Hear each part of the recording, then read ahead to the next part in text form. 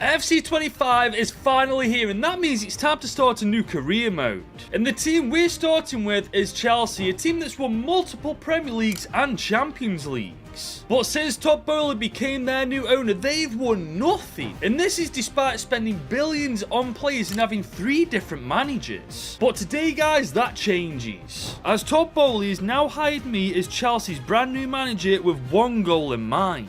And that's to make them once again the world's best club. Guys, it's a beautiful day. It's currently 8 AM in the morning, and from what I've seen so far, career mode this year looks amazing. I mean, for starters, we've now got social media in career mode, and there I am being announced as Chelsea's new manager. And as you can see, the comments look promising already. Dexter Gallagher, the energy, unforgettable. You're damn bloody right, lad. Guys, look at these menus too, man. It's going to take some time to adjust to these new menus, but it's such an improvement. One other really big addition is we can create our very own tactics to really put our spin on the team that we're managing. But if you guys know me, there is one other feature that I am absolutely buzzing over. There's now an option to never get sacked in career mode. This is genuinely such a game changer. I can't believe they actually added this into the game. Like I said, ladies and gents, it's a beautiful day. EA have listened to us, you bunch of absolute legends. Guys, if you're excited about FC25 as I am right now, drop this video a like and smash that subscribe button if you're new around here. But guys, now I think it's time we assess the team, and this is the squad that we've inherited, and honestly, I think we've got a very strong side here. I mean, there's of course Reese James, who if we can keep uninjured and fit and healthy is legitimately one of the best right backs in the world. There's Enzo Fernandez, Moise Caicedo, Jadon Sancho's a Chelsea player now, which I think is a great bit of business. I think he's going to be a big part of this team. But we can't forget about Cold Palmer himself, my personal favourite Chelsea player out of all of them, man. He's going to be so crucial to my success here, because despite in real life them spending millions, we still need a better goalkeeper, maybe a better centre-back, but definitely a better striker than Jackson. And one other problem we're going to face here at Chelsea is man management, because as you can see, we've got so many freaking players. It's going to be almost impossible to keep everybody happy.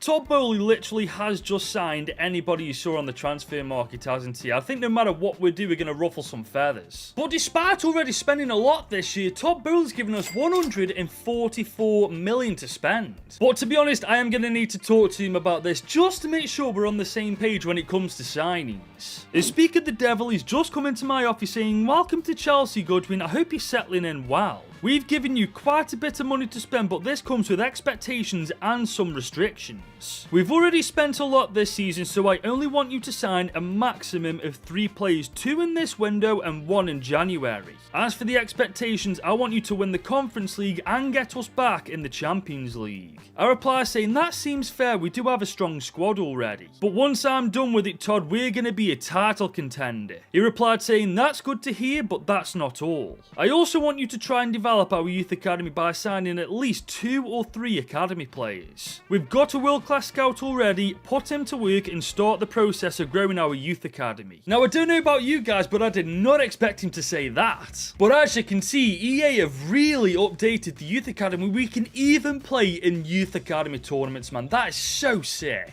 And we've even got a keeper called Chet, man. I don't care if his first name is Patrick, that's close enough for me. One thing I've just noticed, guys, the youth academy players actually do look like youth academy players. Not some already grown adults that can grow facial hair better than me. But on a more serious note, Luca Bunn looks like a baller already. 17, 60 overall with a 76 to 94 potential. I'm half tempted to actually promote him to the senior squad and get him out on loan straight away. In the meantime, though, we do have our 5-star scout, just like Todd Bowley said. And guys, just look at how many countries we can now freaking scout, man. This is actually insane. You'd think I'm running mods with how many countries we've got to choose from. But I do think we have to send him to England, don't we? I mean, think of some Chelsea legends like John Terry and my personal favourite Chelsea player of all time, Frankie Lampard. But look at this, we can specifically choose which positions we want to scout for. Let's go for a striker, why not? And there's also different roles for a striker that we can choose from. We're not going to go false 9 because we're not going to rock a formation that involves a false 9, so we're just going to go for the other 3. But Todd Bowley sounded serious about the youth academy, so we're going to hire another scout by the name of Ryan Scale, who's another 5-star 4-star, 5-star scout. But I don't want to send him to Europe again, man. I want to take this chance to utilise just how many countries there are to choose from. I don't think Fiji was in the game last time, so why not go for Fiji? We're looking for any type of centre midfielder, CDM, centre mid, or cam. I don't think I'm going to look for player role specifically. I think we're just going to send him out like this. But now that that's sorted, I'm looking at the calendar. Our first game is against Manchester City. And I've already meddled around with the team, and in my opinion, this is our strongest starting 11 by far that we can field right now. We are using Palmer as an attacking midfielder as opposed to winger, because when you look at his stats, he just suits an attacking midfielder role much better. We're going to have Madueke and Sancho on the wings as well, both of them who in real life are playing really well too. And I've just this second realised we've got a 9-man bench, and I'm not being funny, we've got a stat bench as well. But looking at the starting team, guys, the weaknesses are so obvious. We need a goalie, we need another centre-back who's better than Fofana or Colwill, and we certainly need a better striker than Jackson. He's just not reliable enough for me. But I think we start back to front, man. We need to replace Sanchez first. Once we sort that out, I'll feel way more confident going against Manchester City. Now, this may be an unusual keeper to go for, but I like the looks of Jordan Pickford. I know we can't see his overall yet, but we know how good he was for England in the Euros, and frankly, without him, Everton would be in the Championship right now. On the other hand, we could go for Emiliano Martinez, the World Cup winner himself. The problem is, though, it's going to take 8 days for both of their scout reports to come back.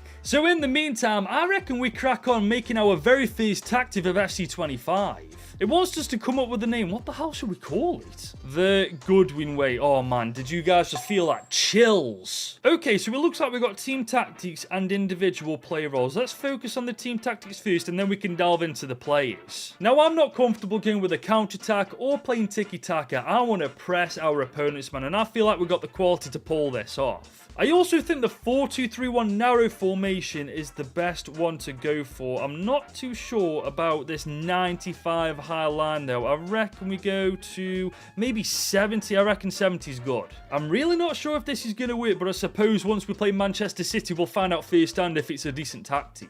Now, looking at the player roles, guys, it looks very in-depth because each position has got their own role and own focus to choose from, whether you're attacking or defending. They've really done a good job at this EA. Fair play. And they've even given us a plus sign for when a player's playing in a certain role and he's really good at it. That's a really good addition. Fair play. Right, that's all the player tactics sorted. By the looks of it, I've got everybody in their specialty, so hopefully in-game this works. And not only have I sorted the tactics out, I've also sorted our transfer list out. Majority of these players are just not going to get game time here, and they've got decent potential, so I want to loan them out. But there are other players like Axel Disasi that I just don't want in the team. I mean, maybe if we get a transfer offer or two for all the players and it's good enough, I will sell them, but for now, these are the players I'm happy to get rid of. But the scout reports have come back for both Pickford and Martinez, and I think it's a no-brainer, isn't it? Martinez is levels above Pickford, and he's only 1 year older. Now, we do have a lot of money to spend, but I don't want to go too overboard, so I'm going to offer 42 million as a starting bid. They want Reese James. You can sod off, mate. Let's take him out of the deal and add on a little bit more money, because clearly he's not going to go for that. Let's go for 44.5 million. 46.3 million. I'm being so stingy right now, guys, but I'm not paying above 45 million. 45 million, take it or leave it. Here took it, ladies and gents. Good evening indeed. And just like that, guys, we've signed him on a 3-year deal. No new cutscenes for transfers, which admittedly is a little disappointing, but in fairness, they've added a lot of new features to the game, so I'll overlook this. And my first transfer is an excellent deal. That's what I'm talking about. And there he is in the starting team, guys. I'll be real with you lot. I'm so much more confident going against Man City with him in between the sticks. Now, guys, am I stupid or something? I didn't realise Sancho was only on loan to us from United. I could have swore we paid United a fee and he's now officially a Chelsea player. He'll cost us around 45 million if we are to sign him on a permanent deal. We've only got 2 transfers left though, and I do want a striker and a centre-back, so we're going to hold off on this for now. We do have an offer for Axel Disasi, 19.6 million from Newcastle United, but I I reckon we could get a bit more money for him. So I'm going to go 21 million instead. Let's see what they say to that. Are they going to go for it? Nope. 18 million. What? Why have you gone lower? Okay, let's go up to 20 million. See if you say yes to that. Are they going to say, yeah, there we go. Oh, hang on. Bacama. What? That's not new. Have I got in a wrong team or something? Oh, Atalanta also put a bid in for him. Honestly, I am stupid. In my defense, it's 8:30 in the morning. Leave me alone. But Rayo Vallecano want Mudryk on a 2-year loan move. I mean, honestly, I'm not opposed to this, but I feel like we need to keep him just in case we get 1 or 2 injuries. And there we go. First transfer out the door. Axel Disasi. I mean, he's got like 40 pace anyway, so we're not really going to miss him, are we? But in other news, I've been training Cole Palmer to become an attacking midfielder. Let's see what happens to his overall. 87 overall. There's your first position change improvement straight away, ladies and gents. Now, as you can see, we're only a week away from playing Man City. But before we play against them, I really want to have a go with this youth tournament, man. It's such a cool feature, and I really want to see what it's about. And here we go, guys. This is our first game of FC25. We're playing on Ultimate. Oh, good save. This is honestly beyond cool, man. The fact that you can do this with youth academy players now is so freaking good. Look at this. Look at Bourne is coming through. Oh, good save. Oh, no, they're through, though. Moore is through. Bournemouth are going to take a 1-0 advantage. But here we go. We've got an opportunity here. Oh, this is golden. Come on.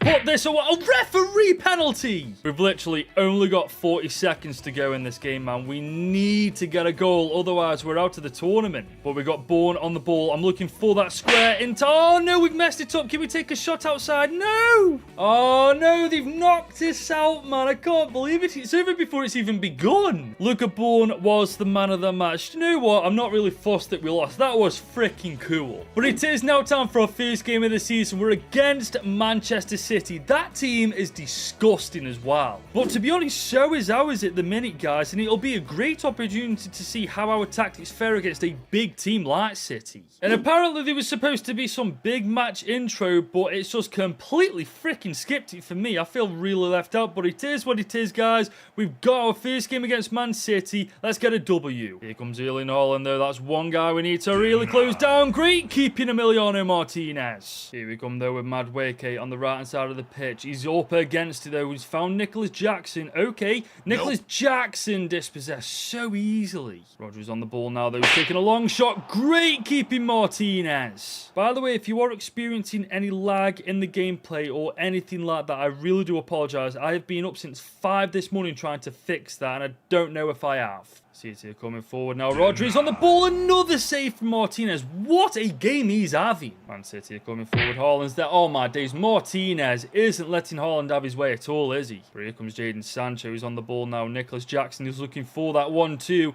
He may just get it. He's going to cut inside. Oh, bloody good defending. Jadon Sancho's on the ball. We found Nicholas Jackson. Okay, if he can get this right, we may just win the game. Oh, good save. This is the last chance of the game. Cole Palmer to take the corner. Can we get ahead on this? Reese James, no. Oh, hang on. We've got a freaking penalty in the dying seconds of the game. I think it was an handball or something, but we've got a chance to win the 3 points. And there's only one player I want on the end of this. Cole Palmer. He's not missed a Chelsea penalty yet, and he's not going to now. He's just won us the game against Manchester City. I cannot believe we have just pulled that out the bag. Cole Palmer may have won us the game, but Martinez, honestly, if it wasn't for him, we'd have got our backsides handed to us. But that game's really just proved something to me. Granted, Martinez was instrumental in us winning that game, but our back fours just kept a clean sheet against the best team in the world at the minute. So I'm not sure if we need a centre-back more than we need a striker, because honestly, Jackson did have his chances in that game, but he just didn't take them. So maybe we go for somebody who knows how to take his chances, like Ollie Watkins. Oh, he's just transferred to PSG. For goodness sake. I mean, we could still go for him, but let's be honest, that's unrealistic now, isn't it? We could also go for Solanke from the bottle jobs just to purely troll them. However, he has just done, and so just like Ollie Watkins, this will be unrealistic. However, there is a certain Victor Gyökeres who's absolutely killing it right now. He's scoring goals left, right, and centre, and I feel like he'd be a perfect fit for us. I mean, he will cost a lot of money, between 70 and 56 million, but I feel like he'd be worth every single penny. But as you can see, we do have 2 more games to go, so I feel like I at least owe Jackson that time to show me what he can do. So let's see what he can do. He's on the ball right now. He's actually done really well in that position. Cole Palmer is on the ball now. Oh, forces the save. Wolves are coming forward though. Fofana's been completely taken out there. They've taken a shot. Good save, Martinez.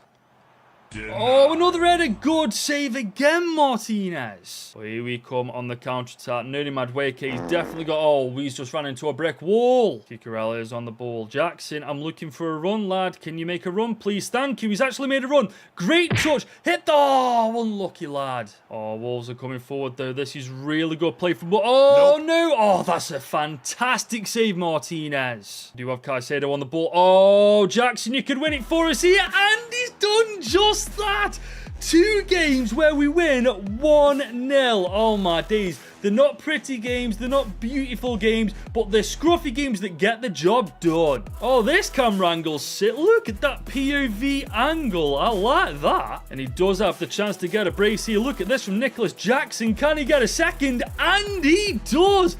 Fair play to him. He's definitely making his case to stay in the starting 11. And that's it. Full time, a 2-0 victory and another 3 points in the bag. I have to be honest, I'm 50-50 about him. He did just score a brace against Wolves and won us the game. However, can he keep doing that for the entire season? I'm really not sure about that. Whereas Gyökeres has not only done it for Sporting in the Portuguese League, he's doing it in the Champions League for fun. At the moment, I am leaning towards signing Gyökeres because even if we do put him in the starting 11, Jackson will be a phenomenal second choice striker. But in fairness, it is only Gillingham, so we can't read too much into his performance. I'm actually really annoyed. I haven't seen one full match intro yet. I keep holding skip so that it'll give it to me, but it isn't giving it to me, so I don't know what's going on there. But here he is on the ball, Jackson. Can he use his pace to get past the defenders? He's doing well, to be fair to him. Oh, that's a great goal, 8 minutes in. Nicholas Jackson. I know it's only Gillingham, but that is still an impressive goal. Cole Palmer is on the ball now, though. He's going to find João Felix. Oh, we're going to go back post. Sancho can get his first for Chelsea, and he does 15 minutes in. We're tearing Gillingham apart. I mean, to be fair, we should be. Our full starting 11 is out against them, but in fairness, guys, one thing's for certain, the tactics that we created at the start of this episode are working.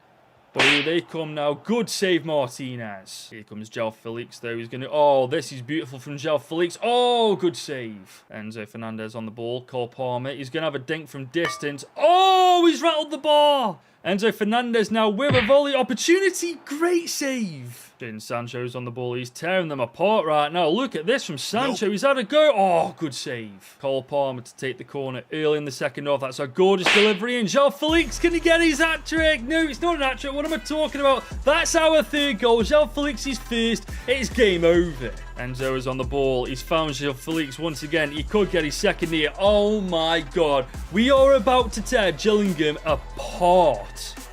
João Felix for his steer. Oh my God. João Felix has actually managed to get his hat-trick, man. 5-0, 63 minutes on the clock. Game over. I'll see you in the next one. Now, Jackson did do well in that game against Gillingham. I'm 50-50 right now. Let me know in the comments, should I sign Gyökeres or should I go for another position in the team? But one thing I will say, João Felix really had a good game against them. 4 goal contributions in 1 game. I know it wasn't against the best side in the world, but he's done what Noni Madueke hasn't done so far. But guys, we've got 3 days to make one more transfer with 117 million to spend. So let me know in the comment section what you guys think I should do. I'll be uploading episode number 2 on Sunday morning, so to avoid missing that episode, drop a like on this video if you've enjoyed it and smash that subscribe button with the notification bell turned on if you're new around here. I hope you guys have enjoyed this episode. I'll see you Sunday. Todd Boehly hired me as Chelsea's new manager with the goal of making them the world's best club. And my first act as Chelsea's manager was signing Emiliano Martinez for 45 million. And he's already lived up to his price tag, making save after save after save,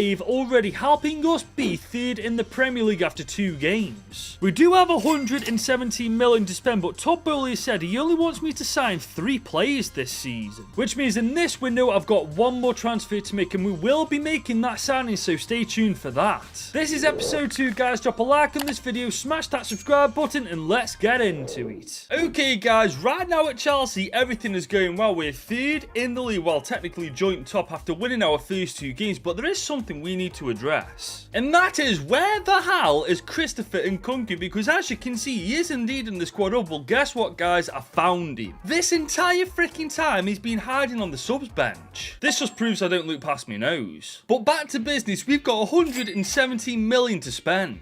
And Todd Bowley's already made it clear we're allowed one more transfer in this window. And I did ask you guys where I should put this money, and to be honest, I was expecting a lot of you to say bring in a defender, because Colwell and Fofana, whilst they are keeping clean sheets, it is mostly down to Martinez. But an overwhelming majority of you guys actually want me to sign striker Victor Gyökeres, and honestly, I can see why. He stands at 6'2", 84 overall, 26 years old with 90 pace. This guy's the definition of a brick wall and a goal machine in one. Now, their highest asking price is around 70 odd million, so we're going to start on the low end, 58 million to begin with. Probably not going to go for that, but it'll give us a good gauge. Okay, they want Moise Caicedo and 20.6 million. Honestly, that is quite tempting. But as tempting as it is, I'm not fripping stupid. Okay, we're going to have to up it a bit if we are going to get Victor Gyökeres. Let's go 62 million this time. Not sure if that's going to... Oh, actually, it has. Sporting have accepted 62 million for Victor Gyökeres. He will be playing a crucial part in the team. Unfortunately for Jackson, that does mean he's going to become our second choice striker. But there he is. He will be wearing that cursed number 9 jersey. But you know what? He's one of the most dangerous strikers in Europe, and now he plays for Chelsea. But after signing Gyökeres, Jackson burst into my office fuming, saying, "Come on, Goodwin, what's this about you signing Gyökeres? I've scored 3 goals in 3 games and even got man of the match against Wolves. Shouldn't that be enough for you to trust me?"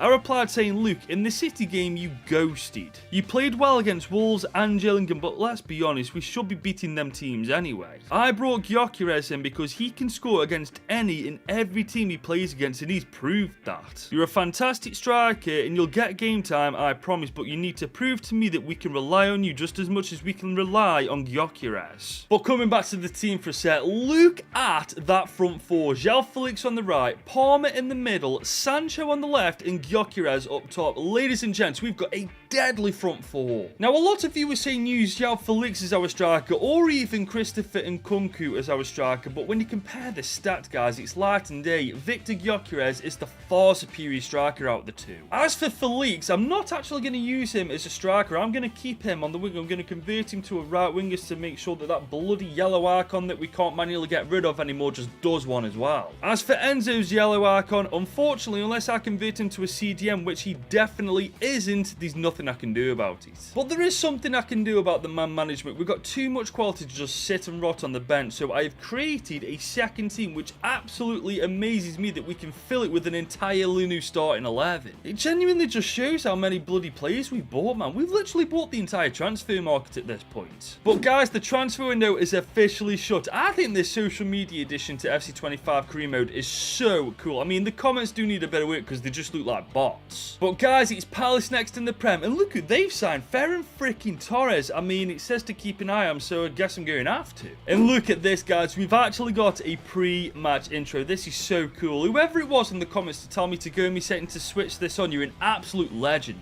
I know that you guys will have seen this so many times already, but this is the first time I'm seeing it on screen. That looks so freaking good. EA, fair play to you guys. You've smashed it this year on career mode. But now it's time to try and smash Crystal Palace. We're undefeated, remember, actually, with 3 clean sheets as well, so we've got a lot to play for. We've got João Felix on the ball. We put Malo Gusto on to give Reese James a little bit of a breather to get him back in action, ready for the Conference League. But we've got Cole Palmer on the ball here. Sancho is going to find a bit of space. Can we get a shot off?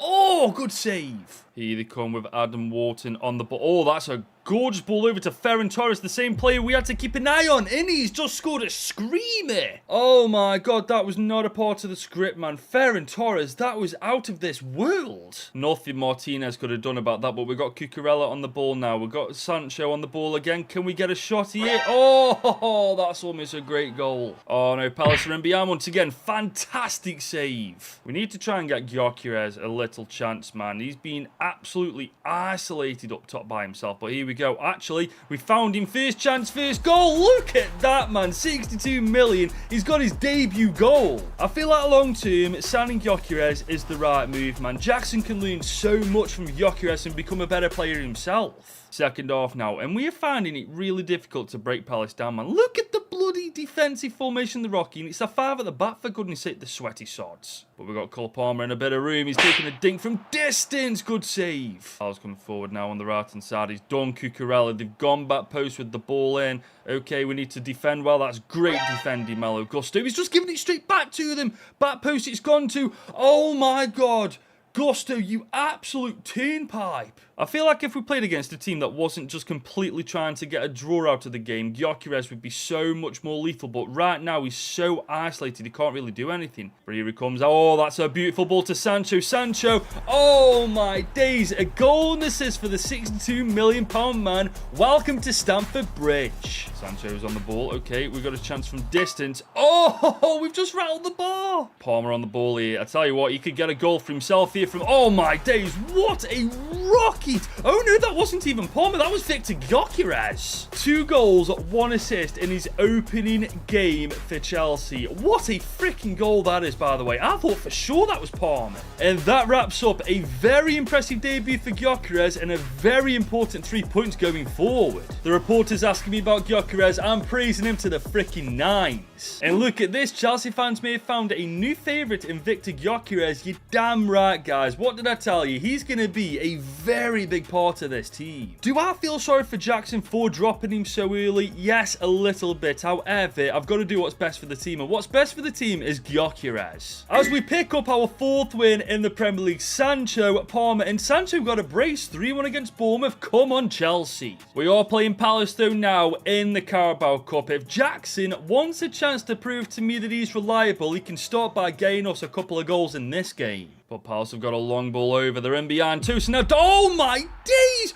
What is it with Palace and scoring screamers against us? Come on, Jackson, lad. This is your chance to get us out of this mess that we're currently in. Oh, he's done well to spin his... Oh, my dear. Oh, actually, he's... Oh, we freaking lost it. That is actually really unlucky. We do have Jackson on the ball here against Lacroix. I don't think he's going to do Lacroix for pace, man. Come on, Jackson. We have a counter-attack option now. Jackson, I'm waiting for you to make...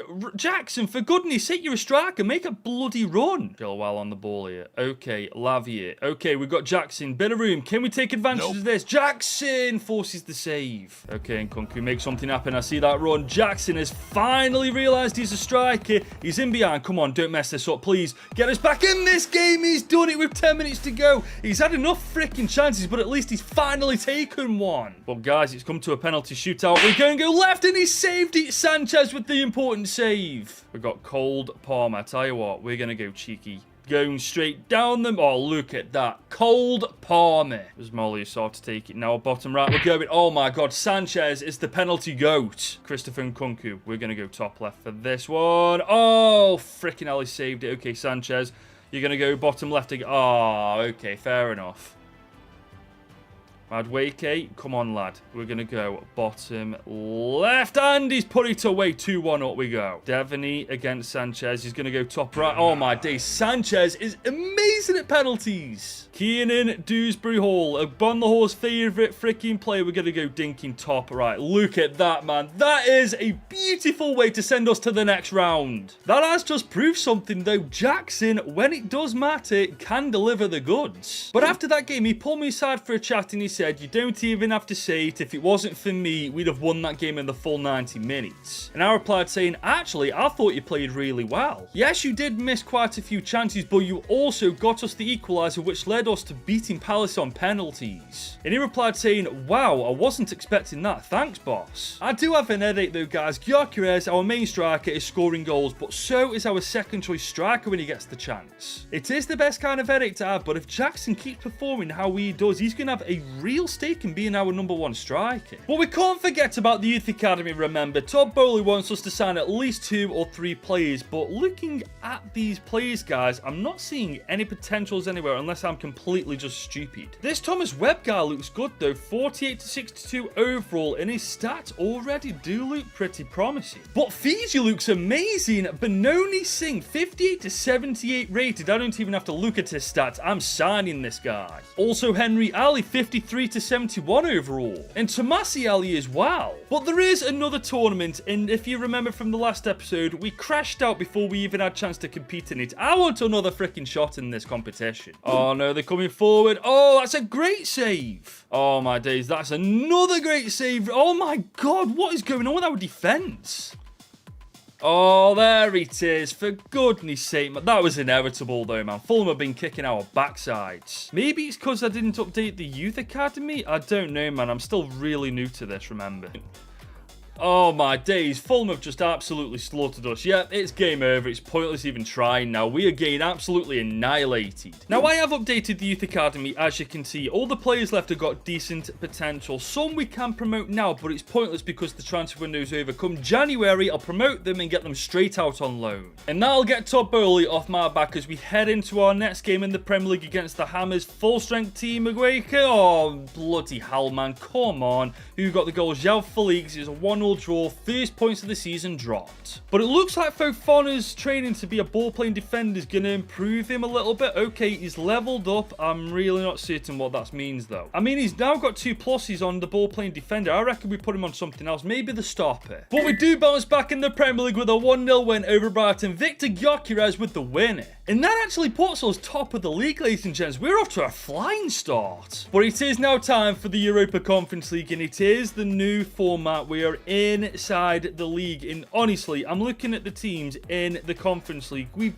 got to bloody win this competition, haven't we? Surely. I mean, that's what Todd Bowley wants, isn't it? He wants us to win the Conference League, he wants us back in the Champions League, and he wants us to do well with the Youth Academy. And so far, we're 2-3, so let's make it 3-3. We've got Jackson on the ball here. Oh my days, he's through. Oh, Jackson. Bloody hell, man. You need to work on your touch, lad. Here come Gent. Oh, look at that for defending, man. They're coming into our half, but they ain't getting anywhere. I say that, though. Here they come. Oh, my God. Oh, my days. We've just gone 1-0 down, guys. That is appalling from us. But here we come on Malo Gusto. He's got a bit about him, this lad. As Malo Gusto, he's come back. Come to. Can we get a goal? Mudryk is there on the rebound, and he's put it away. Fair play to him. This is the first game I've actually given him a chance in, and he's got us a goal. Once again, we've got Mudryk on the ball here. He's going to find Jackson inside. Acres of room. Good save. Mudryk is once again on the ball. He's open. Got so much time. Oh, good save again. I think we're going to have to rotate, guys. We're not doing anything at the minute in front of goal. The keeper's just doing too well. We're bringing on Gyökeres and Palmer to make a difference. We have Mudryk bursting down the left-hand side. Look at this from Mudryk. He's had a really good game. He could go all the way here, though. Mudryk is... Oh, he's just at the post. But that's it. Full time. Even with Palmer and Gyökeres on the pitch, we still couldn't get a freaking win. And that puts us 23rd in the table. Honestly, not the start we were after, but at the end of the day, it's not the end of the world. But drawing to Nottingham Forest is the beginning of it. Madueke and James with the goals. What's happened to us? We need to figure it out quick, though, because we're playing Liverpool next. And looking at that team, there's no new faces that I'm aware of. I mean, that's not a bad thing for them. It's still a phenomenal team. But our team ain't no slouch either. But saying that freaking Salah, oh my God, what the freaking hell is that? 2 minutes in, Mohamed Salah makes us pay for a very poor pass. Oh my God, that just isn't the start we were after. But we could get an early reply here with João Felix. Oh, Gyökeres. Okay, keep the ball. Gyökeres. Oh, he's freaking blocked it. Well, look at this. Liverpool aren't done just yet. And Martinez got a hand to it, but he couldn't stop it. That's 2-0 down. Oh my God, Liverpool are humbling us at the minute. We thought we were on top of the bleeding wheel, but apparently not. Well, hang on. We've got a chance to reply. Gyökeres is on the end of this. Gyökeres. Come on, lad. Prove your worth. Oh, how the freaking hell did that not go in? Mohamed Salah's on the ball. He's on a hat-trick, and he's freaking got it. Oh, my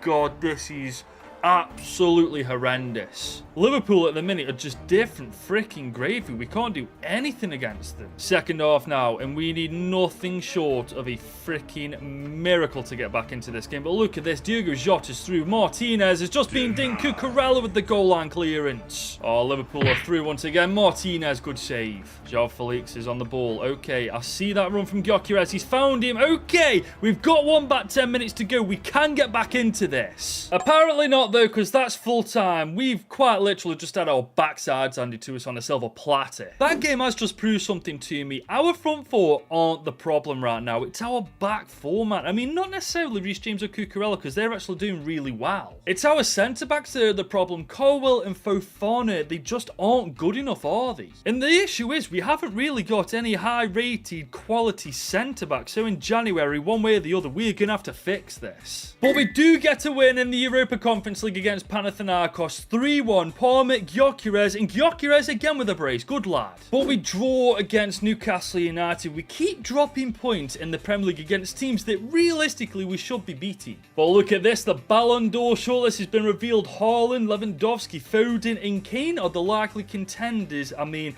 I don't think any of our players are going to get this anytime soon. We're stuck in the Conference League. But we can go through to the next round of the FA Cup. We're playing Bolton with a rotated team, for God's sake. Don't let me down. Good lad. Madueke, Gyökeres, and Nkunku with the goals. Now, as it stands, the Premier League looks like this. We're 9 games in. We've only lost 1 game, but we're 5th in the Premier League. But our next game is against United, so that is a must-win. Especially for a certain Jadon Sancho. I mean, he definitely must want to win this game. But here comes the man of the game. Look at this from Jadon Sancho. Jesus, referee. Oh, don't tell me he's freaking injured, for goodness sake. Casemiro, you defo did that on purpose. But he is on the ball. Oh my God, he could put us 1-0 up. Oh, you bloody jammy sods. We've got Cole Palmer here. We're going to try and find Victor Gyökeres. Oh my... Oh, that's a phenomenal save, Onana. You little rat bag. I still haven't forgiven you for what you did to me about a month ago. United have a corner. Xerxes there. Oh my days, he hits the post. Oh, look at this from us though. Gyökeres is in behind. He can make it 1-0. Oh my days.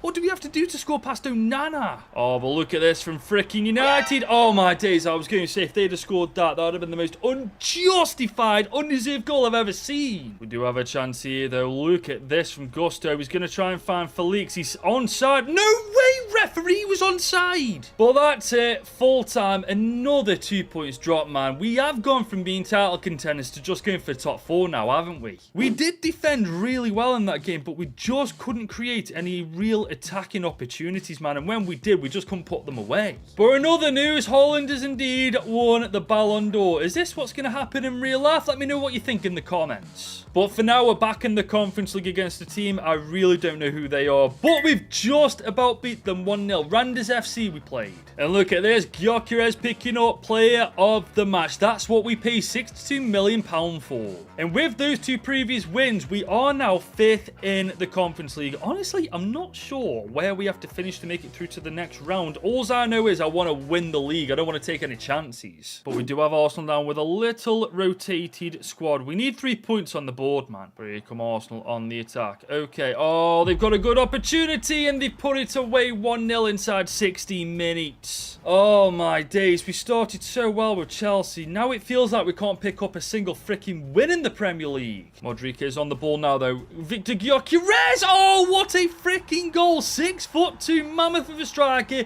What a signing he's turning into. Gabriel Jesus is against Cucurella. Oh, he's done it for a kipper. Bukayo Saka's going to eat this 2-1, man. For God's sake.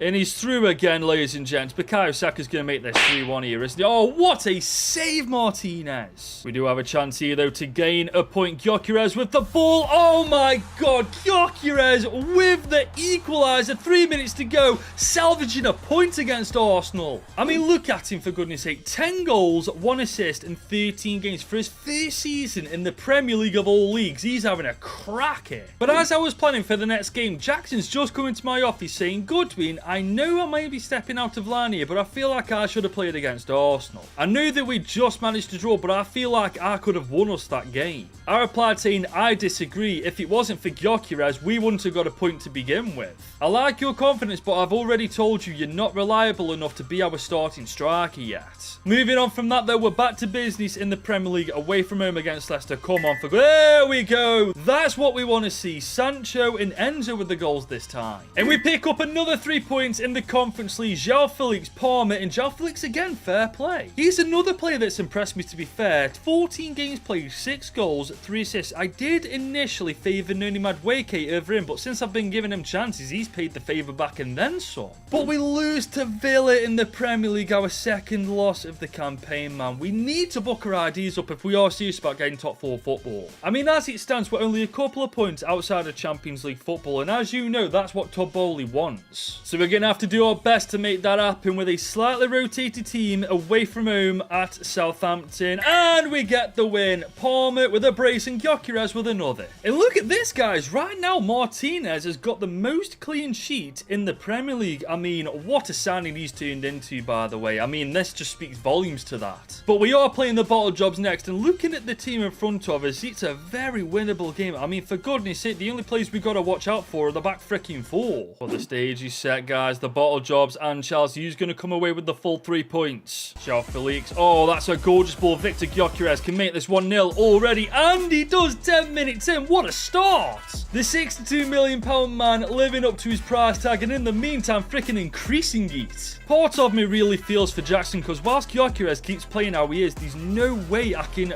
realistically put Jackson ahead of him. Oh, but here come Tottenham Hotspur. Great keeping Martinez.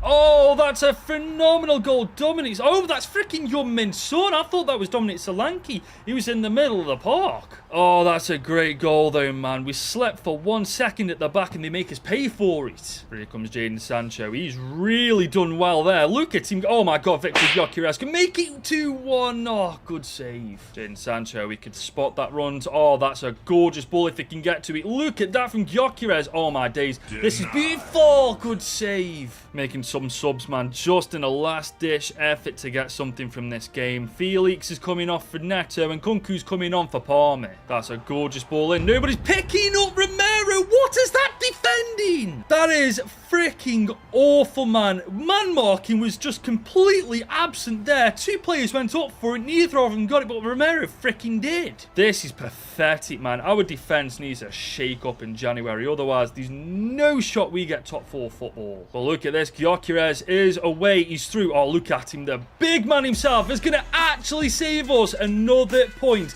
He is so freaking clutch. It makes you wonder where Jackson's going to fit into all this, man, because whilst Gyökeres is doing this against big teams, there's no room for him in the starting 11. But we draw in the Conference League directly after, man. There's no consistency with this Chelsea team. I personally think it's our defence letting us down. I mean, right now, Fofana is our best centre-back at 80 overall. That tells you everything you need to know about what's wrong with our centre-backs right now. We definitely need to sort this out in January. But we do have a chance to bounce back. We're against Brentford at Stamford Bridge with a slightly rotated team, and we win. João Felix with 2 and Palmer with 1. But now we're in the Carabao Cup quarters against Aston Villa. This is a trophy I really, really want to win because we got a great chance of doing it. We have rotated as Jackson is getting a chance in the starting 11. That's a great touch. He's spun his bloody man freaking out. Oh, where's the finish? Sancho is found in Kunku, and Kunku, Neto. Neto's got a bit of room. Let's think. Oh, my days, that's a great hit. Sancho's there for the return. Is he onside? Yes, he is. That's 1-0 inside 15. We're going to have a serious chat about signing him on a permanent, because right now he's on loan from Manchester United, but we also need defenders. Jadon Sancho, once again. Jackson, he's looking. Oh, I tell you what, though, Sancho can go all the way by himself. Look at this from Leon Bailey's pushing forward, though. Oh, my days, he's got the pace on freaking everybody. Martinez, though, forced to make another good save. And Kunku's picked that ball up in the centre of the park. He's got around his man, and he's taken a shot, forcing another save. And Kunku to take the corner. This is a gorgeous ball in as well. Barrier shield. What a freaking save again. Second half now. We've got Cucurella on the ball. We're going to try and find Nkunku. That is gorgeous. Oh, Wayne. What was that? Jackson's on the ball, and Kunku once again. Is he going to get... Oh, my days. How do you... Oh, my days. How do you miss that? Kunku's on the ball now. Okay, we've got a bit of room to run at them with. Nicholas Jackson has been found. Nicholas Jackson to put us 2-0 up, and he's actually taking it.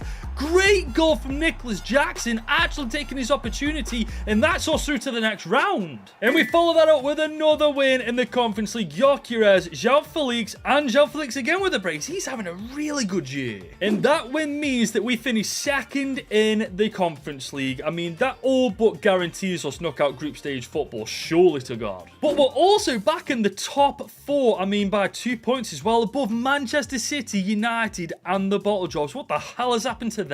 In all honesty, I don't really care. We just need to keep winning, so hopefully we can do that. Yes, we can! A 1-0 victory, but it's still 3 points on the board. And we've beaten Fulham. That's 2 wins on the bounce, if I'm not mistaken. João Felix with a brace once again. We still remain inside the top 4, but we're 6 points ahead of United. They do have a game in hand over us, but that will still mean we're 3 points ahead of them anyway. But as you can see, we're only 5 days away from the transfer window. But we only have 49 million, so that means that we are going to have to make a couple of sales in order to bring in a centre-back of the quality that we're after. Because that's what this team is missing right now, a quality centre-back. But we are going to sort that out in the next episode, which will drop tomorrow afternoon. But until then, if you've enjoyed this video, leave it a like, smash that subscribe button if you're new around here, and if you missed the first episode, just click right here to watch it. I became Chelsea's new manager to make them the world's best team, and in the last episode, I signed Victor Gyökeres for 62 million. And so far, he's our top goal scorer with 14 goals and 1 assist. We're also top 4 in the Premier League, and we're in the Carabao Cup semi-finals. We also finished second in the Conference League, so we're having a brilliant season so far.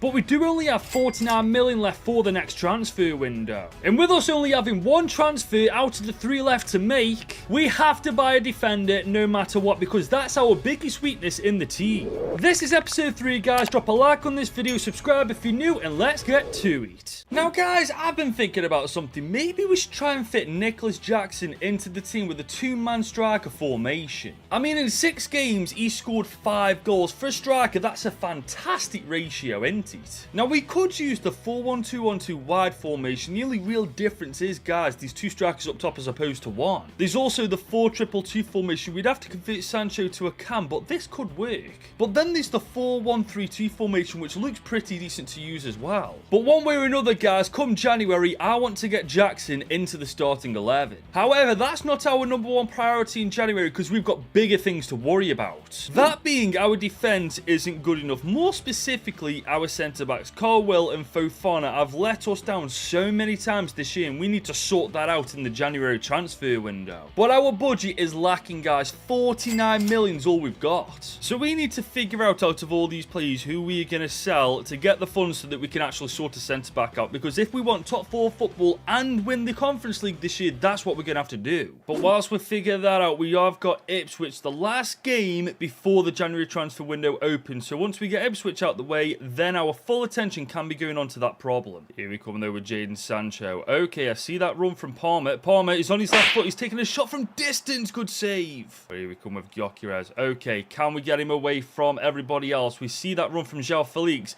He's got the ball in a bit of open area. Oh, that's a beautiful goal. Ipswich have literally hogged the ball for the better part of the first half, but finally we get a chance and we take it. Here come Ipswich though on the right hand side of the pitch. They've done really well to get into the box. Oh my days, I cannot freaking believe that. They've literally ball hogged this entire game so far, and the first chance they freaking get, they take it. That's annoyed me, man. I cannot freaking believe it. It feels like I'm playing a scumbag on Ultimate Team. It genuinely feels like that. Here come Ipswich down. Oh my god, there's no way. Oh my freaking god. What is our defense doing, man? I cannot freaking wait till January. Ipswich are literally rock bottom, and they're about to beat us 2-1, man. This is absolutely...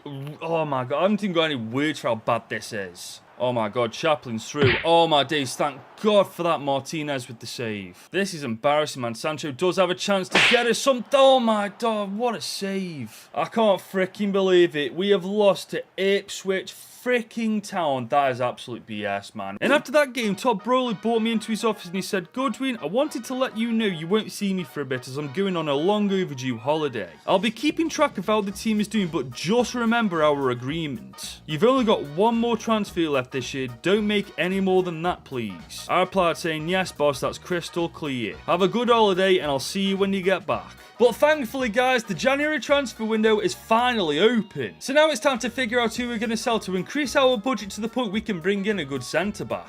Now, here's an idea. We could recall Raheem Sterling from his loan move to Arsenal and just get rid of him straight away. I mean, his market value is 21 million, so we get at least 25 for him. There's Badiashile, who, if I'm not mistaken, is actually going to be sold in the January transfer window in real life anyway. And so is Ben Chilwell too. And you know what, guys? I think I'm going to sell Sanchez too, because he's worth 17 mil, so we get at least 20 for him. I mean, we've got Petrovic out on loan right now, so all we'd have to do is bring him back, because let's be honest, him last year was absolutely phenomenal for Chelsea. Which means this is the transfer list, guys, and we can't forget about our youth academy players, Luca Board, Tomasi Ali, and also Henry Ali. I'm loaning them out straight away because that's one objective ticked off from Todd Bowley straight away. But we do already have an offer for Ben Chilwell, 18.5 million from Manchester United. I don't think it's worth negotiating this. I reckon 18.5 million's decent. Harvey Vale's also had a 1.85 million offer. Yeah, I don't think I'm going to sell him. But look at this, guys. Social media said a surprising move from Chelsea is Sterling, regarded as one of their strongest players on paper, was told he was being put on sale. I don't know where they got that from. It wasn't long ago he was on loan to freaking Arsenal. But guys, we've had another offer for Sanchez this time. 7.3 mil from Newcastle alongside Sean Langstaff. No chance we're accepting this. We're going to negotiate. Our assistant reckons we can get upwards to 26 million, but if I can get 22, I'll be happy with that.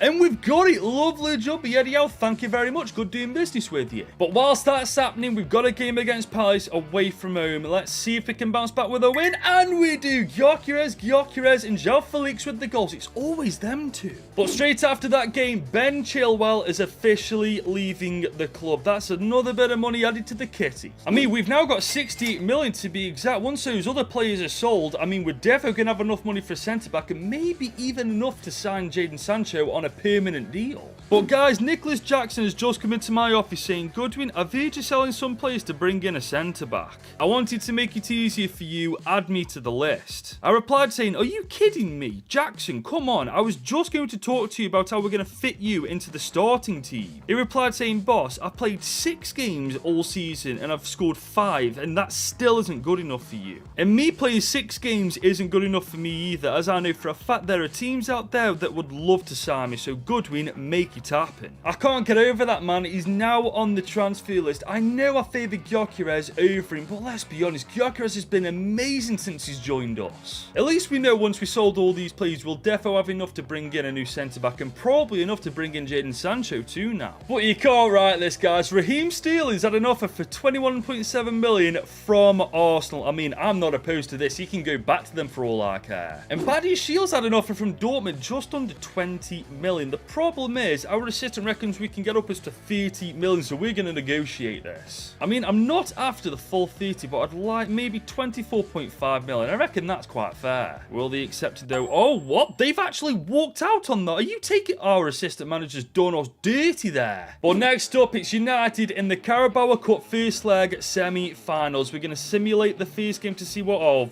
freaking Nora, man. I feel like we've just completely blown our chances of winning that competition. But back to the transfers. Sterling's had an offer from Fiorentina, 25.8 million. Absolutely, I'm accepting this. But it looks like he went to Arsenal in the end anyway. 22 million we got for him. That's still a decent amount of money. But now we've got 111 million to spend, guys. It's time to stop focusing on selling players and now start focusing on signing them now. And I saw a lot of people say Konate is a great centre-back to go for, and I'm inclined to agree. 25, 83 overall, 34.5 million market value, but he plays for Liverpool, so I don't think it's likely that he'd actually be up for joining us. There's also Alessandro Bastoni, 87 rated, only 25, but he is so expensive. I know he'd be worth it, but he is a lot of goddamn money. But guys, I have just thought of someone who would be perfect. Fikayo Tomori. I want to bring Fikayo Tomori back to Chelsea. I mean, look at them stats. 84 pace, 85 defending, 81 physicality, and he'll only be between 56 and 44.8 million. We can more than afford him. So you better believe I'm going in for him. 49 million is a starting bid though to begin with. I really hope they don't walk out of this. Thank God for that. They want Enzo and 4.3 million. That's not going to happen, lad. Okay, it's clear that we're going to have to raise our price a bit. Let's go for 52.5 million this time. Come on, play ball with me. Oh my days, they've actually gone for that. I thought we'd have to barter a little bit more, but 52.5 million is all it took.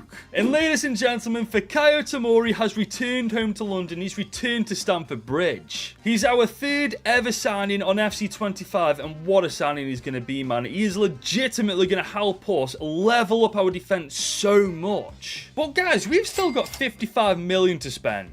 So I'm thinking we go for Jadon Sancho. I know his market value's increased since he's joined us because he's improved as a player, but I reckon if we throw a player into this deal, United will go for it. Hang on a minute though, we can only terminate his loan. What the freaking hell's that about? Okay, I guess that we can terminate his loan and then go in for him afterwards, but that's still a pain in the backside, isn't it? Okay, his market value is 46.5 million, but our assistant manager reckons we can get him for less than that, so I'm going to go 45 million in the hopes that they don't freaking walk out this time. Come on, Ten Hag, play ball. You don't even want him. Oh, there we go. First time's a charm. We may have overpaid, but we paid less than his market value, so I couldn't really give a rat's backside. I'm very aware Todd Boehly only wanted 3 signings, but this is a little secret we can keep between ourselves. Todd Boehly doesn't have to know about this. And there we go, guys. He will be wearing the number 16 shirt this time, but he is officially a Chelsea player. And look at the state of this team now, man. Colwill is our only real weakness, but in Season 2, we can indeed sort this out, no problem. But do you know what's funny, guys? Jackson's been on the transfer list for a fair while now, and he's had no interest whatsoever. I thought clubs would be swooning in for him because he said any club would want him. But we need to move on from Jackson now. We've got a big game against the Bottle Jobs. Round 3 of the FA Cup. We may be down and out in the Carabao Cup, but the FA Cup is still alive and well. Here comes Jadon Sancho. We're looking for that run from Gyökeres. Oh my days, Gyökeres is in behind. He's going to make this 1-0 already. Look at that from Gyökeres. He's so good. If these 3 things certain in life, it's death, taxis, and Victor Gyökeres banging a goal in when you give him a chance. Here come Tottenham Hotspur. Heung-min Son is on the ball, and for freaking hell's sake, the first opportunity they get, they put it away. It's freaking deja vu from the last game. We go a goal up and they get an equaliser almost straight away. But here comes Heung-min Son again. Good save, Martinez. Jadon Sancho's on the ball now. We just signed him for 45 million. He's found Gyökeres. Gyökeres, good save. Oh, but Heung-min Son's in behind once again. Levi Colwill's in chase. I don't think he can catch him. For God's sake, man. I am slowly beginning to hate that absolute ass wipe on the ball right there. Heung-min Son, you're doing my head in, kid. But here we come with Sancho. I see that run. Gyökeres is on the end of it. He's definitely got it in him to put this away. Come on, Gyökeres. Don't let me down. He never freaking does. What a well-taken goal that was. Victor Gyökeres, you give him time, space, and a chance. He's going to take full advantage of all 3 of them. But here, Tottenham Hotspur. Oh, my God. I actually hate Son with a freaking passion, man. I absolutely hate him. Jadon Sancho is on the ball now, though. I'm going to see that run from Palmer. Oh, my God. Palmer could freaking equalise this. Oh, frick off, Vicario. No shot, you saved that. Come on, man. Palmer on the corner. Come on, get this on your knocky. Oh, there's no freaking way. This is BS. I think this is it, man. I think Tottenham are going to knock us out of the FA Cup. I cannot freaking believe that is a sentence that's just come out of my mouth. Oh, my God. It's actually happened, man. I feel sick. I can't believe I've just freaking lost to Spurs. But we do bounce back with a win against Bournemouth in the Prem. Palmer and Gyökeres with the goals. Still disgusted in myself that I lost to Spurs, though. But look at this. Jackson's finally going off here, and it's from Man City. 34.3 million. I mean, if he's not getting starting 11 game time here, he definitely ain't going to get it over there, so I'm just going to accept it. In the meantime, though, we're against Wolves at home. We need 2 wins on the bounty, and we get it. Palmer and Gusto with the goals this time. And that win puts us comfortably inside the top 4, guys. I mean, we're 4 points clear of Manchester City, for goodness sake. We are 10 points behind Arsenal. I would like to close that gap, but we've got a long way to go before the end of the campaign, so there is a good chance of us doing that. But in other news, Jackson has finally gone to Man City. 34 million. I mean, good luck to him. If he really had issues with being the second striker at Chelsea, he's not going to stand a chance against Haaland. Speak of the devil, though, we're playing City next, and you know what? I'm not seeing him anywhere in the starting 11. Oh, there he is, being a second choice striker. Where the hell hell did that tantrum get him, honestly? But the one thing we can't do is lose to City, because then he's got bloody bragging rights over us. Oh, that's a gorgeous ball, though. Gyökeres is in behind. Cucurella's with him, but he's going to take this all on his own, and he's going to put us 1-0 up. Look at that from Gyökeres. I swear, he scored against every top 6 team in the Premier League at this point. What a freaking season he's having for his first season in the Prem. Jackson must be sitting on that bench wondering what the hell he was doing. The only good side to him joining Man City is he's probably making more money. That's it. Here come Manchester City. They're doing really well. Oh, that's a good save, Martinez. Got a chance for a counter-attack now. Jadon Sancho. Oh, look at that ball. Jadon Sancho to Gyökeres. Gyökeres could put us 2-0 up. Oh, what a save, Edison. Jack Grealish is on the ball, though, on the left-hand side of the pitch. He's taking Gusto out. Oh, they've gone. Oh, that's a great save from Martinez. Here comes Erling Haaland. He's found a way in behind. He's just taken Tomori completely out. What a save, Martinez. But look at this. Gyökeres is on the ball right now. He does have options, but I feel like... Oh, actually, no, we're not. Cole Palmer's going to get a goal against his former club to kill the game dead. 2-0. Come on. And that is the double over City secure. And mental, isn't it? We can beat City twice in the season, but we didn't manage to beat the bottle jobs. And the praise goes to Martinez after that win, and rightfully so, to be fair, guys. Whilst Gyökeres and Palmer did score the goals, Martinez made so many good saves. And that win takes us to 3rd in the Premier League, man. All we need now is a little bit of consistency, and there's a genuine shot we may finish 2nd or maybe even get a title here. But that's not going to happen. We've just got annihilated by West Ham freaking United, for goodness sake, so we'll defo drop back to 4th in the league, and they'll go 3rd now. And in the second leg against United, we just miss out on the final. I mean, I only simulated it because we were 2-0 down and it was a lost cause, but fair play to us, man. We put up a fight. But moving past that for a sec, let's look at these stats, man. Gyökeres 24 and 32, 19 and 30 for Felix, 21 and 34 for Palmer, 89 for Sancho as well. Our front four defo know how to score goals. And Martinez getting 13 clean sheets in 36 games, with none of those coming in the Premier League. That's pretty damn impressive. But if I'm being honest, guys, I'm not fussed about the FA Cup or Carabao Cup. That means we can focus on the top 4 and the Conference League, which is what Todd Bowley wanted us to focus on to begin with. But we aren't doing well in the Prem lately, man. A 2-2 draw against Brighton, Palmer again the Braves, missing a penalty as well. Come on, Chelsea, what are you playing at? But we bounce back against Villa. Gyökeres and Sancho with the goals. Get in, finally a win. But we draw against freaking Southampton of all teams next. Are you taking the mick, Chelsea, right now? What is going on? We are still 4th in the Premier League, but there's only 3 points between ourselves and Man City. We can ill afford any more slip-ups now. But we need to shift our attention to Europe, because we're facing SK Rapid in the round of 16. I mean, if we go out here, that would be pretty much the end of our season, I think, because I'm pretty sure Todd Bowley had sacked me. Now, I'm looking at that starting team, and I'll be completely real with you lot. I do not know a single player on that squad. I mean, look at their ratings, man. It's 2.5 star. I swear to God, if we don't batter these guys, I'm going to be furious with the team. We are indeed fielding our strongest possible squad, for God's sake. Thank God for that. It wasn't pretty, but we do take a 2-1 lead going into the second leg. And we pick up a win in the Premier League, 1-0 against Leicester City. Gyökeres again bailing us out. What a freaking signing he's turned into. But it's time for the Conference League round of 16 second leg, and I've rotated the team, as you can see, because most of the starting 11 are absolutely knackered. Dewsbury Hall's on the ball here. Cucurella, okay, I see that. Victor Gyökeres run. Can we get out on that? No, we can't. Madueke's on the ball. I'm looking for Gusto. We found him. Okay, can we get a dink into the box? Please, can we put this away? Good save. This has been such an uneventful game, man. Neither of us have been able to do anything. But then again, Gyökeres is on the ball right now. Can we get a shot? Good save. But that's it. Full time. It's a goalless game in the second leg of the round of 16, but it is enough for us to go through to the quarters. And after that game, Todd Bowley came to me for a chat and he said, well, I've just returned from my holiday to see you get us through to the quarters. Good job on that. I've got to be honest, you're smashing it this season, Goodwin. You've done everything I've wanted you to do so far. If you keep this up, you'll be here for a long time. No rest for the wicked, though. We are facing Arsenal in the Premier League once again. A win here would be humongous. I mean, these guys are top of the league, for God's sake. But here they come on the right-hand side of the pitch. Bukayo Saka is indeed on the ball. He's found Havertz on... Oh, that's a good block. But here comes Bukayo Saka. He's got a bit of room to run into. Martinez Martinez forced to make a save. Arsenal are all over us, man. We can't get a bit of breathing room. That is a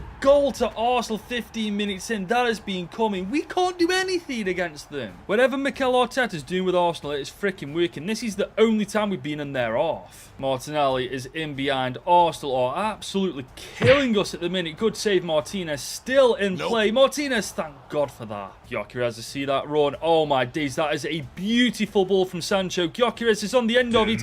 Oh, that's a great save right here. Second half now, man, and we are dying to get back into this. But Arsenal are absolutely tearing us apart. Look at that, what a save, Martinez. Arsenal are tearing us apart right now, man. Martinez can't do anything about that. Arsenal are top of the league. They deserve to be because we're nowhere near them right now. It's actually embarrassing how Ben White's just been able to score past us, man. That should never be happening. I mean, Todd Bowley spent all these millions before I came here. What the freaking hell was he actually spending that money on? But here we come with Cole Palmer. Oh my days, we could get one back. No, come on. Oh, they're in behind again, man. Bukayo Saka is going to make this 3-0. Martinez is genuinely a good reason why this game hasn't been embarrassing for us right now. But here we come. João Felix is on the ball. Tierney, I'm looking for that goal. That's a gorgeous ball. Gyökeres, mate. Oh, my days. Ryan, man, come off it. Oh, Bukayo Saka's through, and he's just dinked the keeper, man. This is just embarrassing at this point. That was a very humbling experience, man. I mean, top 4 is all we're going to get this year. If we're lucky, to be fair, because if we play like that every game onwards, we're going to get backsides handed to us every single time. But by some miracle, we are still inside the top 4. I don't know how we've managed to pull that one off, but you know what? I'm not complaining. We do only have 1 point over West Ham United, so we really cannot afford to make any more mistakes going forward. But our next game ain't going to be easy. Tottenham freaking Hotspur. The last time we played against them, if you remember, they knocked us out of the FA Cup. But as I've just told you, I can't let that happen. This is an absolute must-win game for the sake of our freaking season. Tottenham Hotspur got a chance here. Van de Ven has just put them 1-0 up, man. Honestly, there's no team on this planet I despise more than the bottle jobs from London. Mickey Van de Ven, look, what is our defence doing there, man? Tomori, I signed you to sort us out, and if anything, we've just got worse since we freaking brought you back. Cole Palmer's on the ball now. Okay, there's literally nobody with him. Where's Gyökeres, for goodness? Referee! Bro, why are we literally playing like a Sunday League team with a hangover? This is pathetic.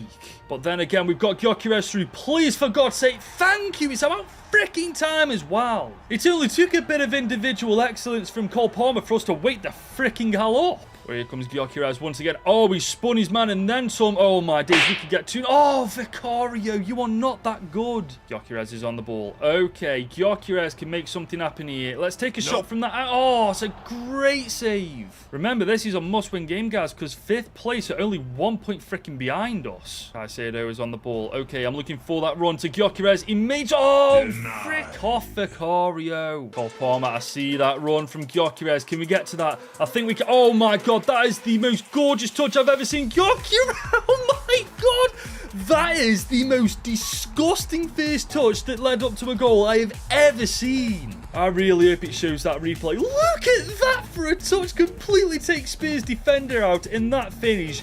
Calm and clinical as you like. 2-1 up we go. Caicedo, he's got a bit of room to run into himself. Okay, let's take a shot. Caicedo, we got a corner. Cole Palmer to take it. We are looking for the big man, but we're going to find Gusto instead. And he's put it away. Malo Gusto. Come on for Reese James because he was absolutely knackered, but he sealed the deal for freaking us. And that's it. Full time. They may have knocked us out of the FA Cup, but we've battered them at home where it counts the most. But guys, we do have to talk about a certain Reese James and what we're going to do with him, man. I love him as a Chelsea fan. I think he's a fantastic player, but the guy is literally never fit. I mean, Gusto's almost played as many games as Reese James in this point, and that is only because Reese James half the time is absolutely knackered, so I'm having to rotate him all the time. I'm not saying I want to sell this guy, but if he's never fit for the games we need him to be fit for, what's the freaking point?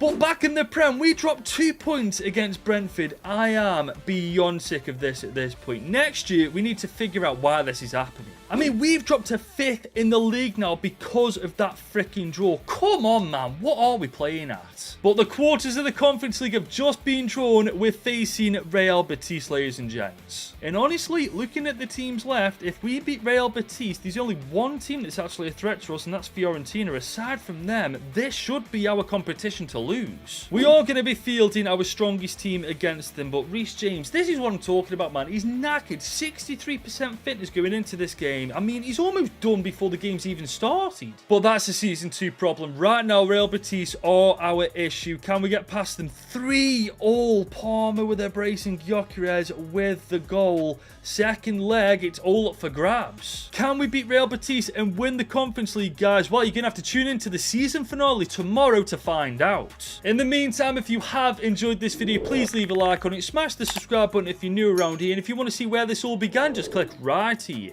To start FC25, I became Chelsea's new manager with the goal of winning them the Champions League. But Todd Boehly this year only wants me to get top 4 and win the Conference League. And whilst we're doing well in the Conference League as we're in the quarters, we're outside the top 4 in the Prem by 1 point with only 7 games to go. And this is despite us signing Victor Gyökeres, Emiliano Martinez, and most recently Fikayo Tomori. But with only 7 games left, can we get top 4 football? We're about to find out as this is the season finale, so drop a like on this video, subscribe if you're new, and let's get into it. Now guys, I've seen a lot of comments about me not playing Christopher Nkunku enough. And I have to agree, he's too good not to use. Now, if we were to put Nkunku back into the team, we'd have to put Palmer back out on the left, Nkunku would go into the centre, and João Felix would have to be dropped to the bench. But I'm dubious about doing this, because Palmer's got 30 goal contributions in 43 games from playing in that attacking midfielder, old man. Do I really want to mess around with that? I mean, I suppose for a couple of games we could try it out and see how it works. I mean, he's going to have that yellow icon on his player name until we convert him back to a right midfielder, but I suppose all we've done to the team is added more quality to it. Now, as you can see, we're in the business end of the campaign. 7 games left in the Premier League, and honestly, I still think we have a great chance of achieving top 4 football and winning the Europa Conference League.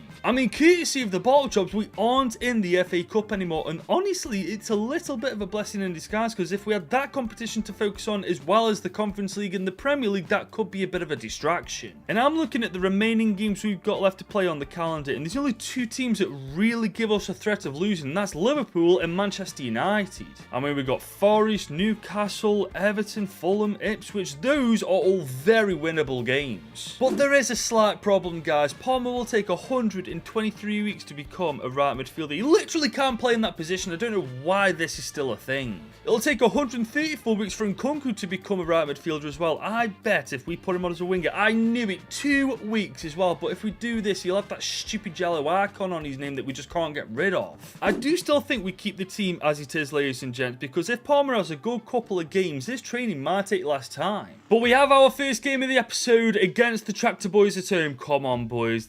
Oh my god, nah, this can't be happening. 2-1 loss, are you joking? So that puts us 2 points outside the top 4, man. Ipswich Town have just done the double over us, man. What is going on with Chelsea? Now, guys, we've got some bad news. Reese James has just been approached by Newcastle. Under normal circumstances, this wouldn't be a bad thing. But it's just come to my attention, he's put a transfer request in. He's content with Chelsea. He's got good game time, good team performance, but the problem is he's got a release clause of 61.2 million. And I'm looking at our transfer hub. Newcastle are nowhere to be seen, so I think they've approached his release clause, and I can't do a damn thing about it because he's put a transfer request in. Now, if that is the case, as a Chelsea fan in Season 2, I'm going to want to get him back, but let me know in the comments what you think I should do, because I did say to you guys last year just how unreliable he is because of how unfit he is. I mean, we have our second leg against Real Betis, and Reese James is absolutely knackered. He's got 32% fitness. We've got to figure that one out in Season 2, but right now, in the present day, we've got a Real Betis problem. Enzo's on the ball. Palmer. Okay, he's got a bit of room. We're going to take a shot from distance, just over the bar. I've just realised this is our first game playing Palmer and Nkunku in different positions. I'm really interested to see how they get on. Here we come, though, with Victor Gyökeres. He's coming in from the right. Oh, this is beautiful from from Victor Gyökeres. Look at that, man. This guy is just unstoppable. Our first step to getting to the semis has just been taken. We just need to get our other foot through that door now. Oh, but Villarreal are through here. Oh, they've dinged to Martinez. Martinez leaped like a freaking salmon to get that, but he just couldn't get it. Oh, look at this. Gyökeres is away. He's going to put us to... Oh, my God. Gyökeres just needs an inch, and he's going to take every bit of it. Real Betis have been ball hogging for the better part of the last 15 minutes. Gyökeres gets one opportunity, and look what he does with it. Here comes Sancho, though. He's got a really good look at that link-up play, man. Gyökeres is through again. He's on for his hat-trick. Is he going to get it? Oh, my days. How do you miss that after scoring the last goal you just scored? But here comes Villarreal now. They're coming forward with a vengeance. Look at them go here. Oh my days, great save Martinez. And that's full time. We have done it, ladies and gents, by the skin of our teeth. 5-4 on the night. It is done. We are through to the semis. And speaking of the semis, they've been drawn and we're facing Fiorentina. I mean, I feel like whoever wins out of ourselves and Fiorentina win the Europa Conference League. And thankfully, we bounced back in the Prem with a 3-0 win over Fulham. Cucurella, Sancho and Gyökeres. That's exactly what we needed. We are still lagging 2 points behind West Ham, but with 5 games to go, I reckon West Ham are bound to slip up at some point. We just can't afford to. Which is exactly why we're treating every single game now like it's a Champions League final. Every single game from now till the end of the season is a must-win game. But Everton are coming up on the left-hand side of the pitch. He's taking Gusto out. Oh, this isn't a good start. Martinez, good save. Palmer's now on the ball. Okay, can he spin his man? He's done really well there. He's still on it. Goal, Palmer! He's just put it wide. And Kunku's on the ball. Okay, can we spot it? Oh, that's a lovely ball to Gyökeres. He can put it away from that angle. He's just put it wide. Oh, my days. We need a goal, man. I don't like being 0-0 with Everton this close to half-time. And Kunku, Gyökeres, that's a gorgeous bit of play. Gyökeres forces the save. And Kunku is on the ball. Oh, he's got a bit of room to run into here. He can show a bit of excellence. Look at that from Christopher and Kunku. I am an absolute fool for not playing him all season, man. Whoever told me to put Palmer on the right and Nkunku in the centre, you're a legend. It was going to take a stroke of magic to get us ahead, and Nkunku came through with that. Oh, this is it. This is it. Victor Gyökeres. He's going to put us 2-0 up. That is game over, guys. We're comfortably in the lead. Hopefully, if we don't make any stupid mistakes, we got the 3 points in the bag.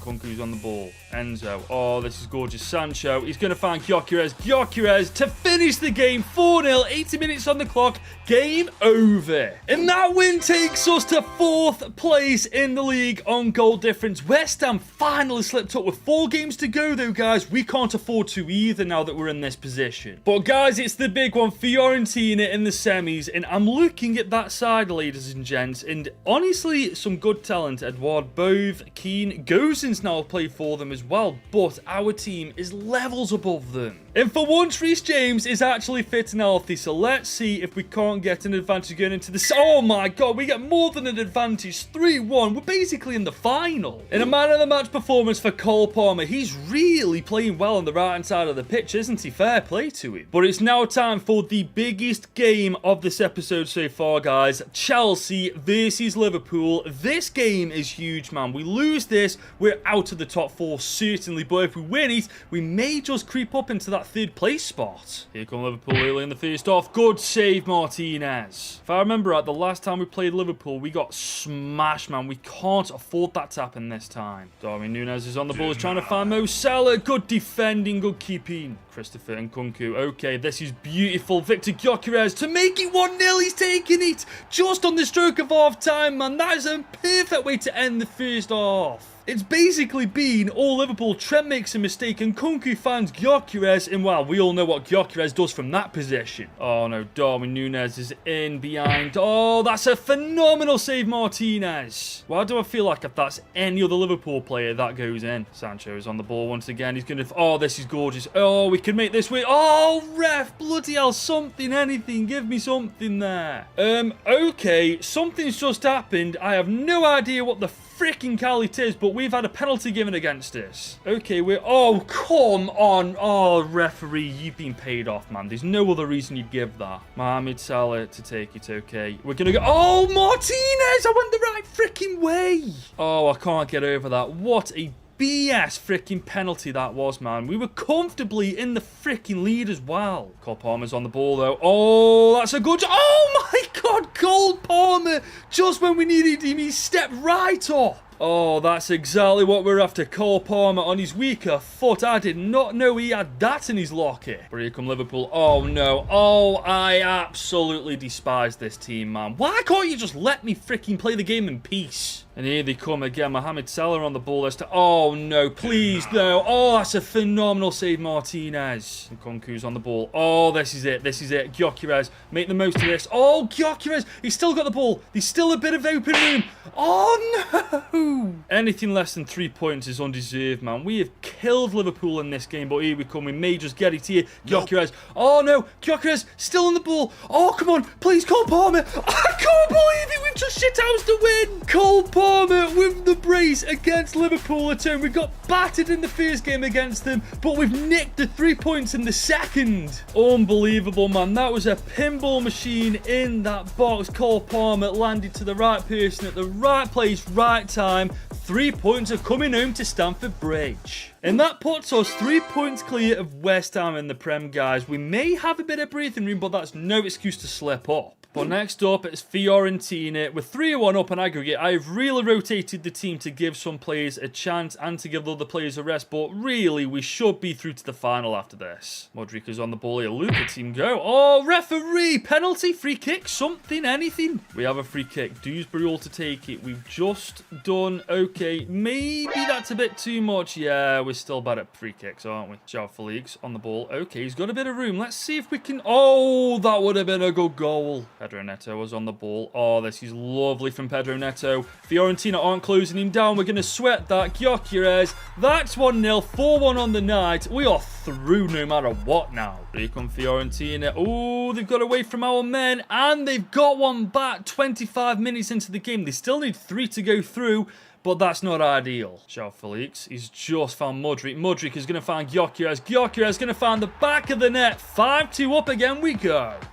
Here comes Fiorentina. For goodness sake, we cannot stop conceding after freaking going a goal ahead, can we? But we sim to the end anyway. It's a 4-3 win to or 7-4 in aggregate. We cruise to the final. And after that game, Big Todd wanted to chat and he said, I'll be honest, I thought you were going to be here for a year and then I'd be replacing you. But right now, I'd like to offer you a chance to stay for longer. If you win the Conference League and get top 4 like we agreed, you'll get this contract with a very healthy salary and a 2-year extension with it. And Jesus, look at this contract, a 1.2 million salary with the objectives to win the UCL and be competitive in cup competitions. I think I'll take you up on that contract, lad, as we do face Newcastle away from home. We need a win. Oh, for God's sake, why are we dropping points now, man? Now of all times, really, Chelsea? The good news is, though, we are still 4th in the league, 1 point above United, and guess who we're playing next? You guessed it, guys, Man United. I mean, a draw wouldn't be so bad, but ideally a win would be the result we're after. But a loss, yeah, that's catastrophic at this point. Cole Palmer's on the ball. He's done really well there. And Nkunku, oh my days. Jadon Sancho, kaput. No, United, good defending. Jadon Sancho has found a ball to Gyökeres. He's done really well there. Gyökeres, surely. Oh, what a freaking goal, man. Gyökeres, Mr. Reliable himself. Sancho. Oh, that's a gorgeous ball through to Nkunku. Okay, we can make something happen here. Christopher Nkunku. Can he get a goal? Oh, he's just put it wide. Christopher Nkunku's on the ball now. Oh, Palmer. Okay, on the outside of the box. Referee, is that a handball, please? Anything? I knew it was. Okay, we could go 2-0 up here if we get this right. Okay, come on, Palmer. Don't let me down. Oh, my freaking God. Okay, I've got free kicks down in this game. I think I have anyway. But here come United. They're in behind. Oh, my freaking God. I need to stop bringing my bloody keeper out. I am so sick and tired of being freaking dinked. And here they come again. Rasmus Højlund. Oh, my God, please. Oh, Martinez. Okay, I've got to start trusting Martinez to do the one-on-one save as opposed to anything else. But, oh, my God, what am I doing? I'm trying to sabotage myself here. We're in the dying embers of the game now. We just need to hold on for a couple more minutes, and we've got the win. And that's it. Full time. We have got the win over United. Guys, surely that puts us in a phenomenal position now. Indeed, it does, because we officially finish 4th in the league no matter what happens in our final game of this campaign. But as you can see, we've got the Conference League final just 2 days after. So this game, I am going to field a very weak team. Well, to be fair, I say weak, we've still got an insanely strong team. But honestly, the result does not matter. We pick up a 2-all draw. It doesn't matter though. We've officially got UCL football for Season 2. And this is how the table finishes. Arsenal finally win the Premier League title. Liverpool finished second. City finished third. We get 4th place. And West Ham actually finished 5th above Man United. But it is now time for the Conference League final. We've got top 4 football. We sorted the Youth Academy out. This is the 3rd thing on the objectives list that we need to tick off. But before the final, Todd Boehly said to me, Goodwin, you're halfway there to this new contract. Finish the job, win the Conference League, and then we can discuss next year's objectives. Well, you don't have to tell me twice. Let's get the job done, win the Conference League, and that means, actually, Chelsea would have won every European competition there is to offer. Here we come. Cole Palmer away from his man. This could be 1-0 already, 7 minutes in. Oh, my days. I've got a feeling we're going to absolutely smash that pole. And Kunku. Oh, we spotted that one from Gyökeres. This is going to be 2-0, isn't it? There we go. Easy like that. I called it before he even took the shot. Cole Palmer is on the ball. Okay, can we cut inside? Okay, we got a bit of room here. Cole Palmer. Oh, forces a great save. Gyökeres on the ball. Oh, he's twisted his man there. Sancho on the ball. He's going to make it 3. Gorgeous goal from Jadon Sancho. That is game over. And Kunku on the ball. He's found Cole Palmer. Cole Palmer, we're going to... Oh, that is a beautiful ball to Gyökeres. He's going to cut inside. He's going to make this 4-0. Game over. What a freaking ball through to Gyökeres by Palmer, by the way. And that's all she wrote. Full time. We have absolutely decimated our pole in the Europa Conference League final. We've achieved everything that Todd Boehly wanted us to achieve this year. I'd say our first season in charge of Chelsea's been pretty damn successful. We've lifted the Champions League, we've lifted the Europa League, and now we are finally lifting the Europa Conference League. Chelsea have officially completed Europe. And guys, no wonder we've done so well this year. Look at these stats. Gyökeres 36-6, 28-14 for Palmer, 15-6 for Felix, and 14-18 for Sancho. Todd Boehly still doesn't know we've signed him on a permanent deal. We really need to keep that under wraps in Season 2. And we can't forget about Martinez getting 19 clean sheets in 57 games. That's fantastic. But going into Season 2, what do I do with this team? Do I improve our defence a little bit more as we're in the Champions League next year? Do I improve our midfield? Do I touch up on our front 4? Let me know in the comments. Also, let me know what you think I should do with the Reese James situation. If his release clause is activated, should I buy him back straight away? Should I just let him leave? Let me know. Also, make sure you're here this time tomorrow because we will be starting Season 2 tomorrow afternoon. Also, if you're enjoying these daily uploads, leave a like on this video, smash that subscribe button if you are new around here, and if you want to watch another video, just click right here. My first season with Chelsea was amazing. We got UCL football by finishing 4th, and we also won the Conference League. But this year we're aiming higher, as I've signed this contract which says my main goal is to win the Champions League. And guys, I intend to do it. But I'm not sure if this team we've got is capable of doing that yet. So we're going to have to make some more signings to get us ready for the Champions League. Welcome to Season 2 of Chelsea. Drop a like on this video, subscribe if you're new, and let's get into it. Now, I'm in a meeting with Todd Boehly, and he said, well, we did well last year, Goodwin, but as you know, we're aiming higher this season. We want you to go for the title, we want you to be competitive in cup competitions, and we want you to win the Champions League. I know the Champions League seems like a bit of a stretch, but you've been given more money to work with too, as you didn't sign any more than 3 players last year. Oh god, he still doesn't know about that, does he? I don't know how we're going to explain Sancho still being here, man. I guess we're going to have to cross that bridge when we get to it. But look at this, social media announces the new season. Charlie Johnson says time to settle this, football or soccer. Let me know in the comments, it's absolutely football though. And look at this, Real Madrid are last year's Champions League winners after beating AC Milan in the final. Now, if AC Milan can get to the final, I reckon we've got a decent shot ourselves. Especially with this budget, 277 million to be exact. Jesus, Todd Boehly wasn't kidding when he said he'd given me more money. And this is the team that we're going to spend this money on. And honestly, aside from Fofana, our centre-back, I'm not sure where else to put it. I mean, Martinez was phenomenal last year. We've got good fullbacks. Caicedo and Enzo were good last year. Our front 4 are fantastic, as we all know. I'll say this, you know, Cuckoo Cucurella really surprised me last year. He was one of the most consistently good performing players throughout the entire campaign. Now, as for the Reese James situation, at this point, I won't have seen your comments and suggestions on what we do with him yet because I'm recording this before that video drops. But with his release clause only being 61.2 million, it's highly likely that is going to get activated in this episode. So if that does happen, let me know what to do. Should we get him back? Should we just let him leave? Let me know. I know what I'd do. But speaking of a situation, we've got another one. Look at how many players we've got in the team now that everybody's returned from their loan move. I'm thinking we send most of them back out on loan because frankly, we're not going to have much room for them in the team, are we? Now, one player I am loaning out is Mykhailo Mudryk. His stint here at Chelsea hasn't been great. He didn't really get a shot with me last year. Admittedly, that was my fault, so at least on loan, he will get game time. I'm also sending Armando Broja back out on loan, but I'm going to keep Fofana in the team as our second choice striker. I mean, we obviously do have Felix and Kunku can play that striker role, but Fofana is decent as well. But here are our board objectives this year. I'm not too fussed about youth development, brand exposure, or financial. It's the domestic success in Continental I'm focused on. And as for domestic success, they want us to win the title. They want us to win the FA Cup. Okay, they only said they wanted me to be competitive in that, so they haven't been exactly truthful there, have they? But they do also want us to win the Champions League. That is going to be the big one, the most difficult one, but if we win it, God, could you imagine that? But this team, unfortunately, as it is, won't win the Champions League. I mean, our defence will get torn apart by the big boys in Europe. But going off subject for just a second, guys, I can't be the only one sick of seeing those yellow icons in the starting team, so I'm going to convert Enzo to a deep line playmaker, and thankfully it'll only take him a couple of weeks. And thankfully we're 19 weeks away from Cole Palmer becoming a right midfielder again, so hopefully in due time our starting 11 will actually look normal. Now back to the team, we need a better centre-back to go with Tomori, because aside from Tomori, guys, our best one is Fofana and Adara Bioyo. Neither of them are at Champions League level yet.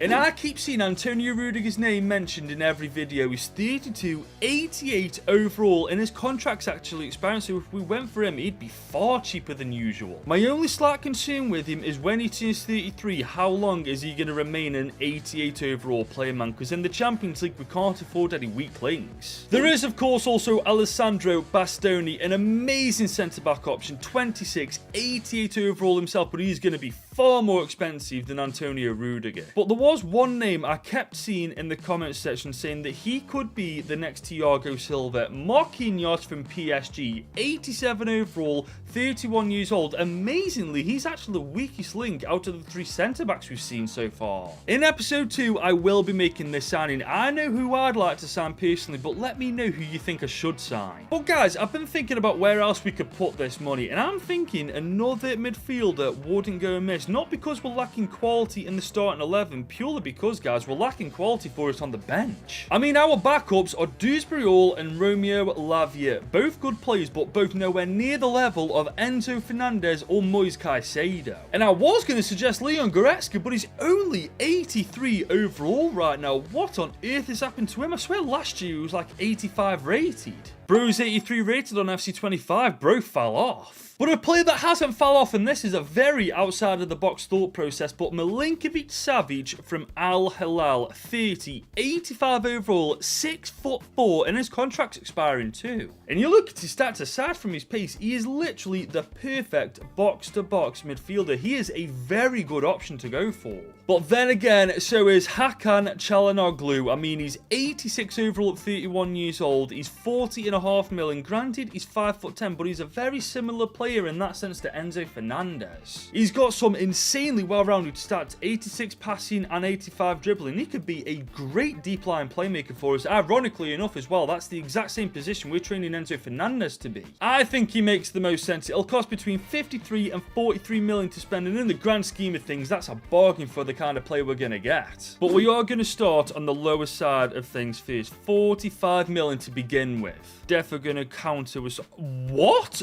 They've actually accepted that off the bat. Okay, you are absolute mugs. Believe me when I say I did not expect them to accept our first transfer offer, especially when it was only a couple of million more than their lowest market value for him. But it's done. He is going to be wearing N'Golo Kante's former number 7. Do it proud, lad. I'm actually quite curious as well. What grade is that? Oh, okay, only a B. You're telling me I could have got him cheaper? The best possible deal was 40.3 million. Okay, I don't know what negotiator you are, Jordan Belfort, but he is indeed going to take Enzo's spot in that starting 11. And honestly, we have just leveled our team up massively with the signing of Çalhanoğlu. And we still have 225 million to spend. So even after we sign our centre-back, we're going to have about 150 million to spend. So do let me know in the comments where else you think I should put that money. Now, Top Bowler's just pulled me to the side for a chat, and he said, am I seeing things, or is that Jadon Sancho on the training field? I replied saying, yes, boss. Whilst you were on holiday, we agreed to extend his loan move for another year with United. He replied saying, that's funny. That sounds like you made 4 transfers last year, not 3. I replied saying, a loan surely doesn't count to that. Come on. Plus, he's a damn good player. Doesn't that count for something? And he replied saying, alright, fair enough. I'd have appreciated it though if you'd have at least rang me about this. I don't know how, but I think we got away with that. Why do I feel like signing Sancho is going to bite me in the backside in the long run? I mean, we haven't even played our first game yet. He's already on my case about it. But moving on to more bad news, look at our first freaking fixtures. Liverpool at home first, then Everton away, and then the bottle jobs at home directly after. 3 really tough games, to be fair. But in the meantime, guys, Arsenal have actually put a bid in for Reese James, 42.8 million. The absolute audacity. They can suck one. But guys, we've got bad news. Reese James's release clause has officially been activated. I don't know who's activated it because it says default, but I suppose at some point we're going to find out. You are joking. Tottenham freaking Hotspur have put a bid in for him. Oh my god, it had to be them, didn't it? It just had to be the bottle jobs. I feel like I know the answer, but let me know what we do about this, guys, because if he goes to the bottle jobs, I'm 99.9% certain I'm getting him back from them. Now, we do have an offer for Levi Colwill, 26.2 mil from Hoffenheim. Honestly, not interested in selling Colwill. And Bournemouth wanted Dora Bayoyo for over 25 million. Again, I'm not interested in selling him. I mean, granted, they are just sitting there on the bench right now, but they are really good depth for when one of our centre-backs gets suspended or injured. But guys, it has actually happened. Reese James is leaving Chelsea to join the bottle jobs. Oh my god, I can't even watch this. Do you know what is funny though? He's joined them on a 4-year deal from Tottenham, but it's that much of a cursed image it won't load on FC25. That says all you need to know about this transfer. But this is just how dumb the bottle jobs are, guys. We can get him back for less than what they actually paid for him. Honestly, how stupid can you get? So yes, I'm wasting no time, guys. I can't stand Reese James being in a Tottenham freaking Hotspur shirt for longer than he is right now. 38 million, accept it. Okay, they walked out. Oh, Postecoglou, you're going to play hardball with me, aren't you, lad? In the meantime, though, we've got players leaving to go back out on loan. I believe that is Kepa. I'm not sure where he's going. I think he's going to Nottingham Forest. Oh, no, he went to Brighton for a couple of years. Yeah, that's a decent move for him, in fairness. And Okechukwu has gone to Aston Villa for 12 months. And Chukwuemeka's gone to West Ham for 12 months too. Tommaso Ali's also gone to Swansea for 12 months. But I'm going back in for Reese James now, and I realised why I messed up in the first place. I forgot to add another 10 million to the deal. So this time we're going to go 49 million. Still much cheaper than what we paid for him. And we've got him first time. Postecoglou, you freaking mug lad. If he'd have joined any other team, I'd have waited until episode 2 to sort that situation out. But I could not stand the sight of him being in that Tottenham Hotspur shirt for longer than a freaking second. It wouldn't even load up on the freaking social media side of career mode. And there he is, back in blue, just where he belongs. It's easy to wonder if James can live up to fans' expectations. Lad, he's been doing that for years now. Calm down. The good news is, though, before he left, his training plan was on like 44 weeks. Now it's on 9 weeks. Maybe now that he's a new player at the team again, he'll grow a bit quicker. But look at this, guys. Rudiger's just joined Bayer Leverkusen. I mean, if we are going to go in for Rudiger now, it's going to be from Leverkusen, not Real Madrid. It's just a case if they're going to accept our offer. But we do now have our first game of the season around the corner. Chelsea, Liverpool. I mean, what a first fixture this is, man. It's not going to be easy, but we do have the quality in our team to beat them. We did last year anyway. I mean, aside from Fofana, this team is next level, which means that those 3 points are defo up for grabs. But here come freaking Liverpool. Cody Gakpo is on the ball. Great defending Tomori. Well, look at this. Cody Gakpo's through. Oh, my days. 10 minutes in, we're a goal down already. That's awful from us. goals. Yeah, we're going to have to sort this defence out. Where are our centre-backs there, man? We need an experienced centre-back in episode 2. By the way, guys, in case you are wondering, I've had to turn the pre-game intros off purely because every time I ran it, the game bloody crashed on me. Here comes Cody Gakpo once again, in behind our freaking defence. Good save, Martinez. Sancho on the ball. I see that run, Gyökeres. Oh, he's passed it. Oh, he's away. Virgil van Dijk's cocked up there. Oh, that's beautiful from Gyökeres. He opens the scoreline for us. He opens his scoreline for himself this year. What a way to start the campaign for him. Virgil van Dijk made a massive error there, and Gyökeres never missing from there, is he? Here come Liverpool, though. Oh, Luis Diaz is on the ball. Good save. Martinez, get there again. Good keeping. Sancho's on the ball, though. Just before half-time, we could get a goal here. That would be humongous. Sancho, go back post. Palmer's there. Chest that. Hit that. Oh, what a save, Mamarashvili. We could still get a goal before half-time, though. Can we get ahead on that? Oh, Fofana just put it wide. Second off now, though. Reese James, good tackle, lad. Welcome back to Stamford Bridge. Luis Diaz on the ball. Oh, that's a great save, Martinez. Reese James. Oh, that's a beautiful ball. Can we go back post? Sancho is there. Head on that. Oh, my days, he's just put it wide. Oh, Palmer's on the ball. He sees that wrong. Gyökeres is in behind. Virgil van Dijk's left him for dead. Look at that from Gyökeres. Putting us 2-1 up.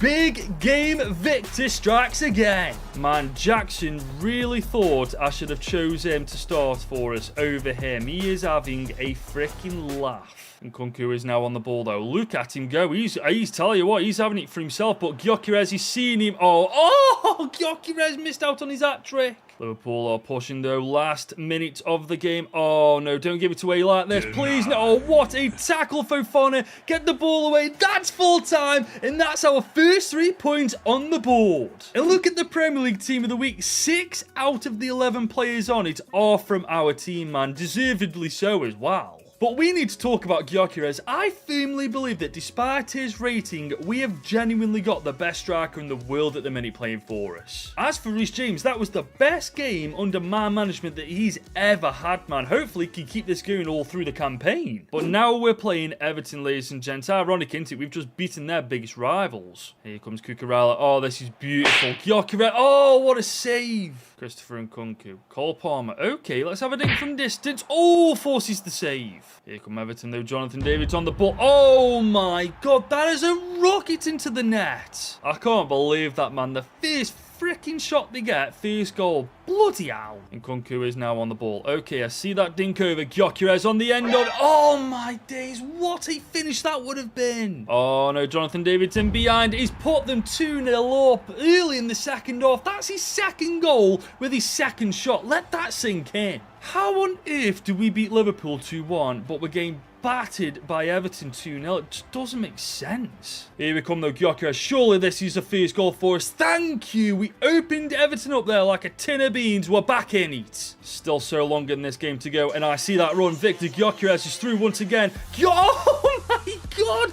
Victor Gyökeres. 2 goals in the span of 5 minutes. Jesus, he is undeniable. Genuinely, he picks it up, takes a touch, whacks it. It goes in off the post. Pickford, no chance. Nkunku on the ball. I'm looking for that run from Gyökeres. I found it. I don't think... Oh, that's beautiful from Gyökeres. Oh, that trick denied again. Loriente on the ball, pushing for... Oh, no. Jonathan David all alone. Great save, Martinez. Oh, no. Jonathan David's in behind. Malo Gusto is there. Oh, my God. I can't get over that. I genuinely cannot believe we've lost to Everton 3-2 away from home. That is BS in its highest form, man. We've killed them. I don't believe it. Jonathan David, you can genuinely suck a fat one, kid. And that puts us mid-table after 2 games. I can't believe we've just lost to Everton, man. How do we beat Liverpool but lose to Everton? But guys, we're a week away from deadline date and we've got 233 million to spend. So let me know in the comment section down below what I should do with this money. We've already established that we need a centre-back and we've narrowed it down to these 3 players. But is there another position for you guys in the starting 11 that we need to improve that I'm just not seeing?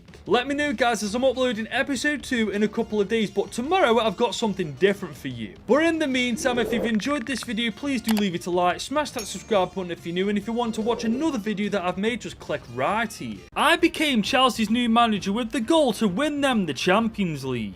And as stated in this contract, that's one of this season's objectives. We've already made one signing in Hakan Çalhanoğlu for 45 million to strengthen our midfield.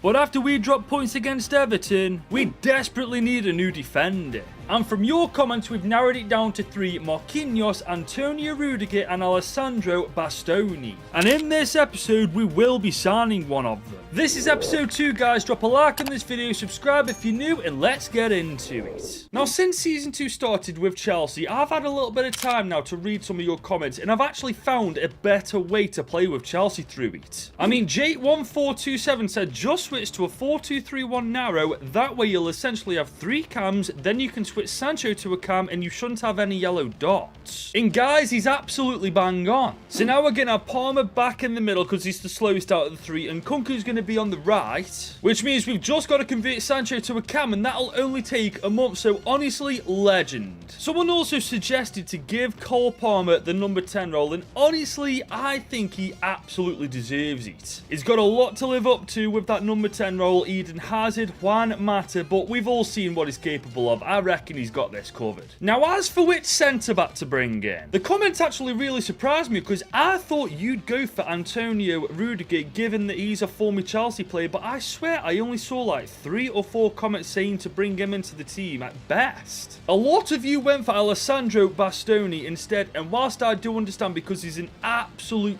beast of a centre-back, I'm not going to go for Bastoni. I feel like I always use Bastoni, I mean for good reason. He's an absolute beast of a centre-back, but when there's so many other quality centre-backs to choose from, I'm going to pass on Bastoni this time. But Marquinhos is a centre-back I very rarely use on career mode. He's 31, 87 overall, and I really like the idea of signing Marquinhos purely because, as you guys have already said in the comments, he could be Chelsea's next Thiago Silva, and I love that. And he'll cost a maximum of 70 million, but I am not going to go that high. I'm going to start off on the lower end, 58 million. Not sure if they're going to... Oh, wow. Okay, Arthur, you were an absolute mug, mate. We've just signed him on a 3-year contract, and he legitimately does complete our defence. I mean, we've got Reese James, Malo Gusto, Tomori, Marquinhos now. We've got Cucurella, who's legitimately playing out of his pants right now. Honestly, signing this guy may have just secured us the title and maybe just secured us the Champions League.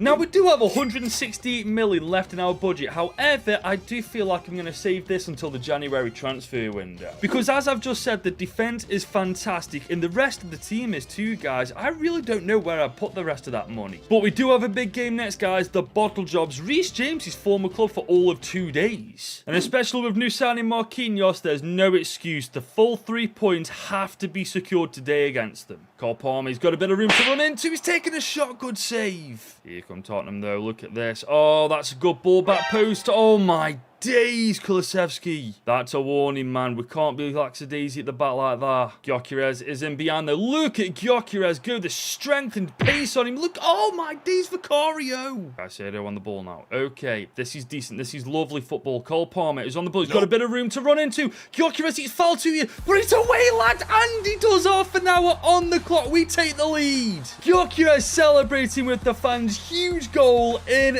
this game against the Bottle Jobs. Cole Palmer, blocked shot, falls straight to Gyökeres, doesn't need long on it. Jesus, that is as far into the top left corner of the goal as you're ever going to get. Been a very cautious game up to this point. Maybe that'll open it up a little bit more. Here come Tottenham Hotspur, though. Oh, that's a gorgeous ball in. Oh, my God, I can't believe that he freaking dinked me 41 minutes. I need to stop bringing my keeper out, man. I'm sick of that happening. Who even just scored that, man? They get the ball. Tomori's in no man's land there. What is he doing? But here they come, second half. Jed Spence is on side. In behind Cucurella is being taken on. Cucurella, oh, he's been done there. Good defending in the end, Caicedo. But here we come with Jadon Sancho. He sees that run to Gyökeres. Gyökeres, can you get on the end? Oh my God, Gyökeres. That is filthy. Best striker in the world. By the way, the link-up play between Sancho and Gyökeres has to be one of the best in the Premier League at this point. Those pair together are insane. Old school Alex Song, Robin Van Persie-esque link-up play, man. Fair play to them. Paul Palmer on the ball. Sancho, I see that run in behind. Gyökeres has received the ball. Can he cut inside? Yes, he can.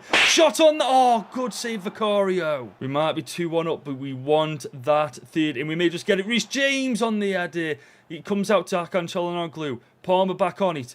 Cross back in. Gyökeres is there. Sancho. Oh, wait, what's just happened? Oh, bloody hell. But that's it. Full time. Another 3 points on the board. We've already beaten 2 of the big 6 teams in our first 3 games. And that puts us 6th in the Premier League, ladies and gents. It really should be us up there with United and Arsenal. But Everton just had something to say about it, didn't they? Now, Top Bowler's just pulled me to a chat and he said, I've been thinking about Sancho. He got the assist in that last game and I think he's been playing really well. Instead of him just being here on loan, we should sign him. I mean, we can definitely afford him. I replied saying, whoa, hang on a minute. We don't need to rush into that, Todd. Let's see how he does this season and then go from there. He replied saying, are you sure? You must rate him because you extended his loan here. And I replied saying, I did, but that's because I wasn't sure about him. Plus, it was cheaper than signing him. And he replied saying, all right, fair enough. It's just weird that you got the chance to sign him, but you won't take it. Guys, I'm beginning to think he's on to us. If at any point him and Sancho have a chat, I'm legitimately screwed.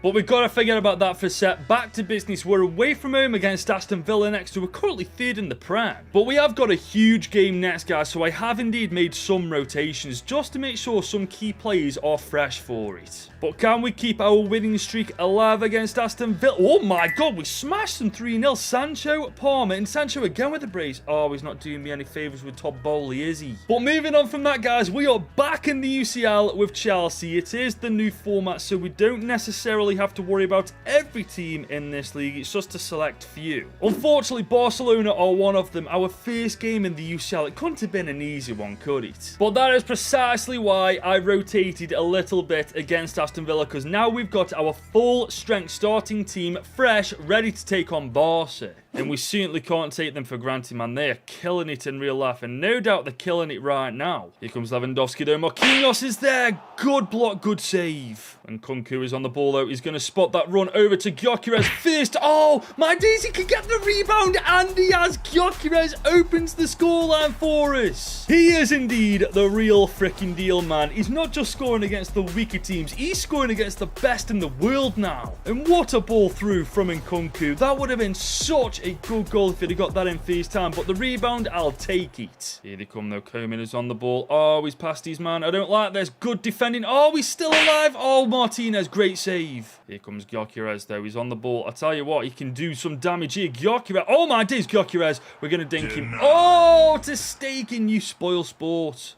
Second half now, Barcelona. Oh my days, diving header, forced to make a save. Here come Barca on the left-hand side. Valley on the ball. Reese James is in chase of him. Okay, he's done great job there of blocking it. Good lad, Reese James. Reese James is on the ball. Oh no, he's not. That's full time. We've got our first win in the UCL. I mean, we are only 14th, but it is a 30-odd league team, so we've got to be patient with this. We've got to keep getting points on the board, and hopefully we'll go through automatically. But next up, we're against Leeds at home. We need another win on the board here, and we get one 4-2. Oh my god. Palmer, Enzo, Cucurella, and Gyökeres. Of course, it was going to be Gyökeres. We also beat Brighton in the Carabao Cup on pens. We are through to the next round, but not convincingly. And it's another win against Palace. Gyökeres with the brace. We're on fire at the minute. I mean, look at that. Top of the table, we sit. I mean, this time last year, we were top of the table, and then we went on a massive slump, dropping points left, right, and centre, but it is still a good start. But we are now against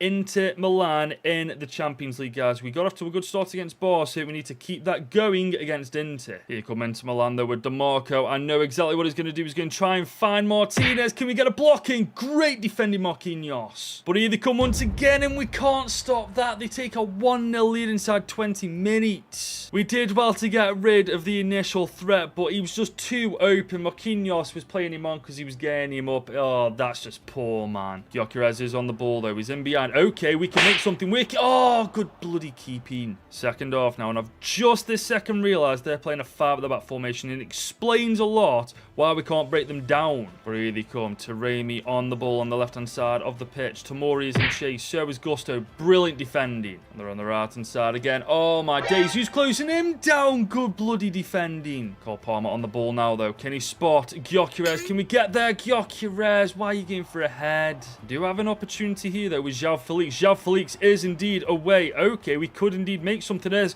Gyökeres, get your... Oh, my God, Gyökeres! That was order to miss. I would have put my house on you scoring that, man. What are you doing? And that's it, man. Inter beat us 1-0 at Stamford Bridge. I really hope I don't have to play against them ever again. That formation is so freaking scummy. We are now 15th in the league table. It doesn't really put us in a good spot, but we do still have 6 games to go left, I believe. But our attention's got to go back to the Prem. We are once again at home, but this time against Burnley. And we get another win. 3-1. Gyökeres, Palmer, and Palmer again. Jesus, he's having a great campaign. I mean, look at the stats. Gyökeres, 12 in 10. That is outrageous. 4 and 4 for Palmer. 2 and 2 for Sancho. I don't know where Nkunku is, though. I'm assuming he's not got anything yet. Oh, there he is. He's got 3 assists in 9 games. He's yet to score a goal this year. I do hope that over the course of this season, these stats do look better, but for now, I'm content. But there is more good news. Sancho's training to become a Karma's complete. I think he goes up in overall, and he does. 86 overall, man. People were telling me to get rid of this guy because he's not well rated enough.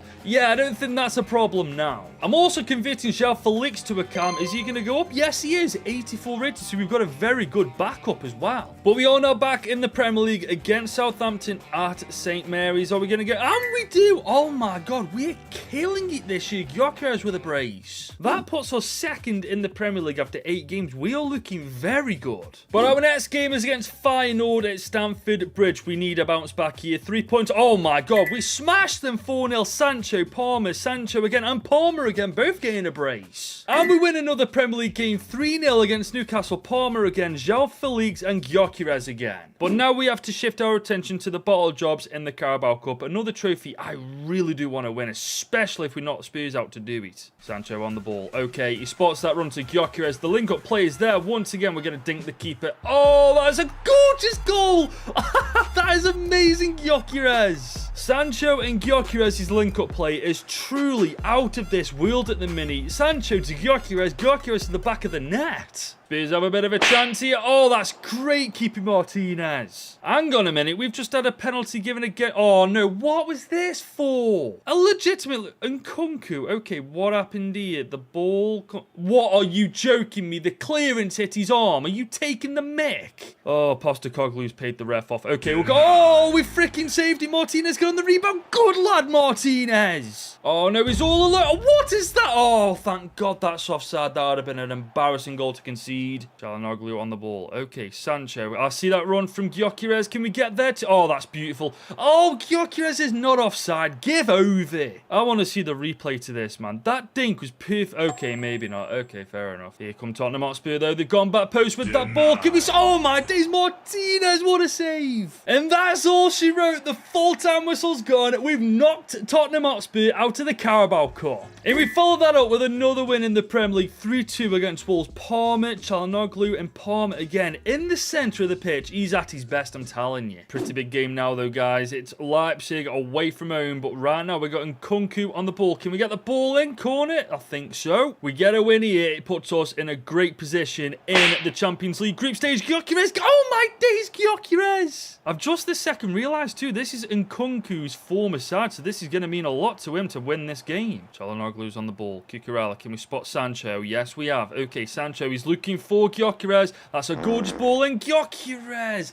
We need to work on your heading, kid, because that's the one part of your game that's terrible. Nkunku is on the ball, though. Can he spot Gyökeres? Yes, he can. Surely this is 1-0, and it is. Half an hour into the game, we take a 1-goal lead over Leipzig. The same guy all the time, man. I swear, it was such a good decision to sign him in Season 1 and put him over Jackson. I still don't regret that to this day. Here comes Openda for Leipzig. He's brushed Cucurella off like he's nothing. Oh, my days, referee. Please tell me that isn't a penalty. It is actually a penalty. Openda is going to go to... Oh, my days, I can't get over that. The refs in this game are so It didn't even give me a replay to see what the penalty was over, but Gyökeres almost got us back in the lead already. Here comes Openda, though, early in the second half. Nope. Oh, that's a good save, Martinez. But Openda's free. Oh, my days. Openda, oh, my days. Martinez is the best keeper in the world at the minute on this performance. Palmer's on the ball. Sancho is there now. Okay, this has got to be a goal. Surely Gyökeres is... Oh, my days, no way. And God, no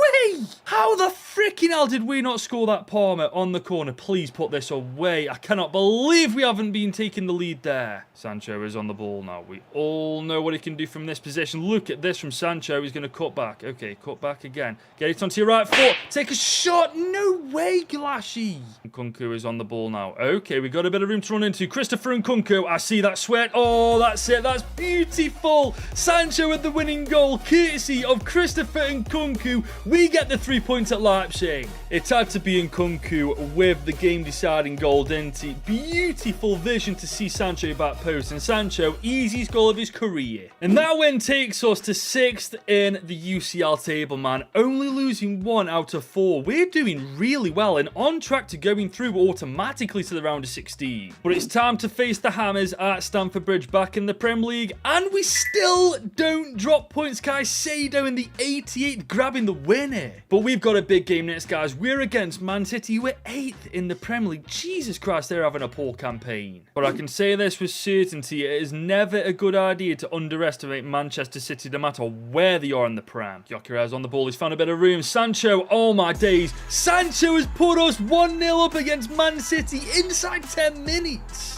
This is amazing for us, but oh my days, Todd Bowley's going to be breathing down my neck about why I'm not signing him on a permanent deal, and I don't have a reason not to. Oh, here comes Kevin De Bruyne, though, against Martinez. Great save. We might be 1-0 up, but this is City we're talking about, ladies and gents. They ain't going to take this line down, are they? City are coming forward on the left-hand side. Oh, beautiful defending Caicedo, and then you give it straight back to them. Great stuff. Oh, no, Erling Haaland in the second up. Martinez is the best keeper in the world, man. Oh, my God. Here come Man City. 8 minutes left on the clock. Kyle Walker is on the ball. Cucurella, great defending. Oh, Erling Haaland is there, though. And City have got an equaliser. They've snatched a point at the death. Oh, I'm gutted, man. I knew 1 goal wasn't going to be enough to beat City, man. It never is. Cole Palmer, though, he's trying to spot a Gyökeres run. He may have just found it. Oh, my God. Gyökeres in the... Oh, my days. Could you imagine if he'd have won it there? But he hasn't. That's full time. Man City, amazingly, just survived with a point. But, guys, we've got an unusual problem. Jadon Sancho right now is having a fantastic campaign. 9 goal contributions in 18 games. The problem is he's playing far too good for me not to sign him on a permanent deal, which is what Todd Bowley is going to question me over if he keeps playing like this. So I feel like I've got to talk to Sancho about this. So I brought him into my office for a chat and said, Sancho, you are having a great campaign. You're working hard in training, you're scoring big goals in big games, and you're a great asset to the team. And Sancho replied saying, thank you, boss. I really am trying my best here at Chelsea, but why do I feel like there's a but coming? I replied saying, when I signed you last year, I wasn't supposed to. I was allowed 3 signings that year, and I'd already spent them by the time I got round to signing you on a permanent deal. And he replied saying, oh, you've got to be joking me. So what does that mean? Am I getting sold? And I replied saying, no, your place here at Chelsea is safe. But if Todd Bowley comes to you talking about contracts, you just need to tell him you're still on loan from Manchester United. And he replied saying, so your solution is to keep on lying about this? And I replied saying, until I can come up with something better, that's the best I've got. He replied saying, I don't like the idea of doing that, but until you come up with something better, fair enough, I've got your back. Okay, guys, I think for now we are alright. If Sancho keeps his word and just tells Todd Bowley he's on loan from United still, we may just get away with this. But it's back to business in the UCL. Copenhagen, I believe, up next. We are at Stamford Bridge. We need another win, and we get one. Cole Palmer with the winner. But it truly is no rest for the wicked. Arsenal away from home this time. I mean, we're doing well in the Premier League, so we need to keep that going by beating them. Gyökeres is on the ball. Oh, look at that from Gyökeres. He's away from his man. Oh, what a save.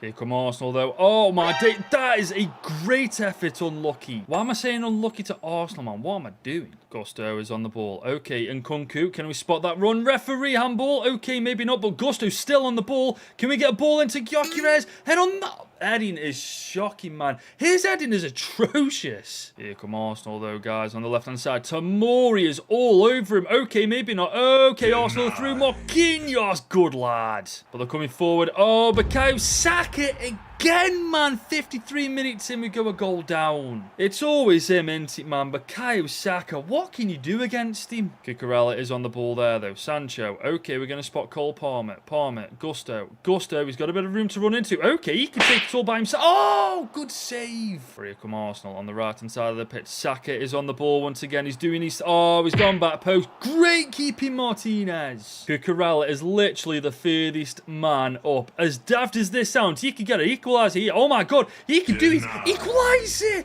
Who is their keeper? Seriously. Here comes Caicedo. Okay, I spot that run. Caicedo. Gyökeres is still on the end of it. Surely. Surely. Thank you, Gyökeres. He has just snatched us a point against Arsenal.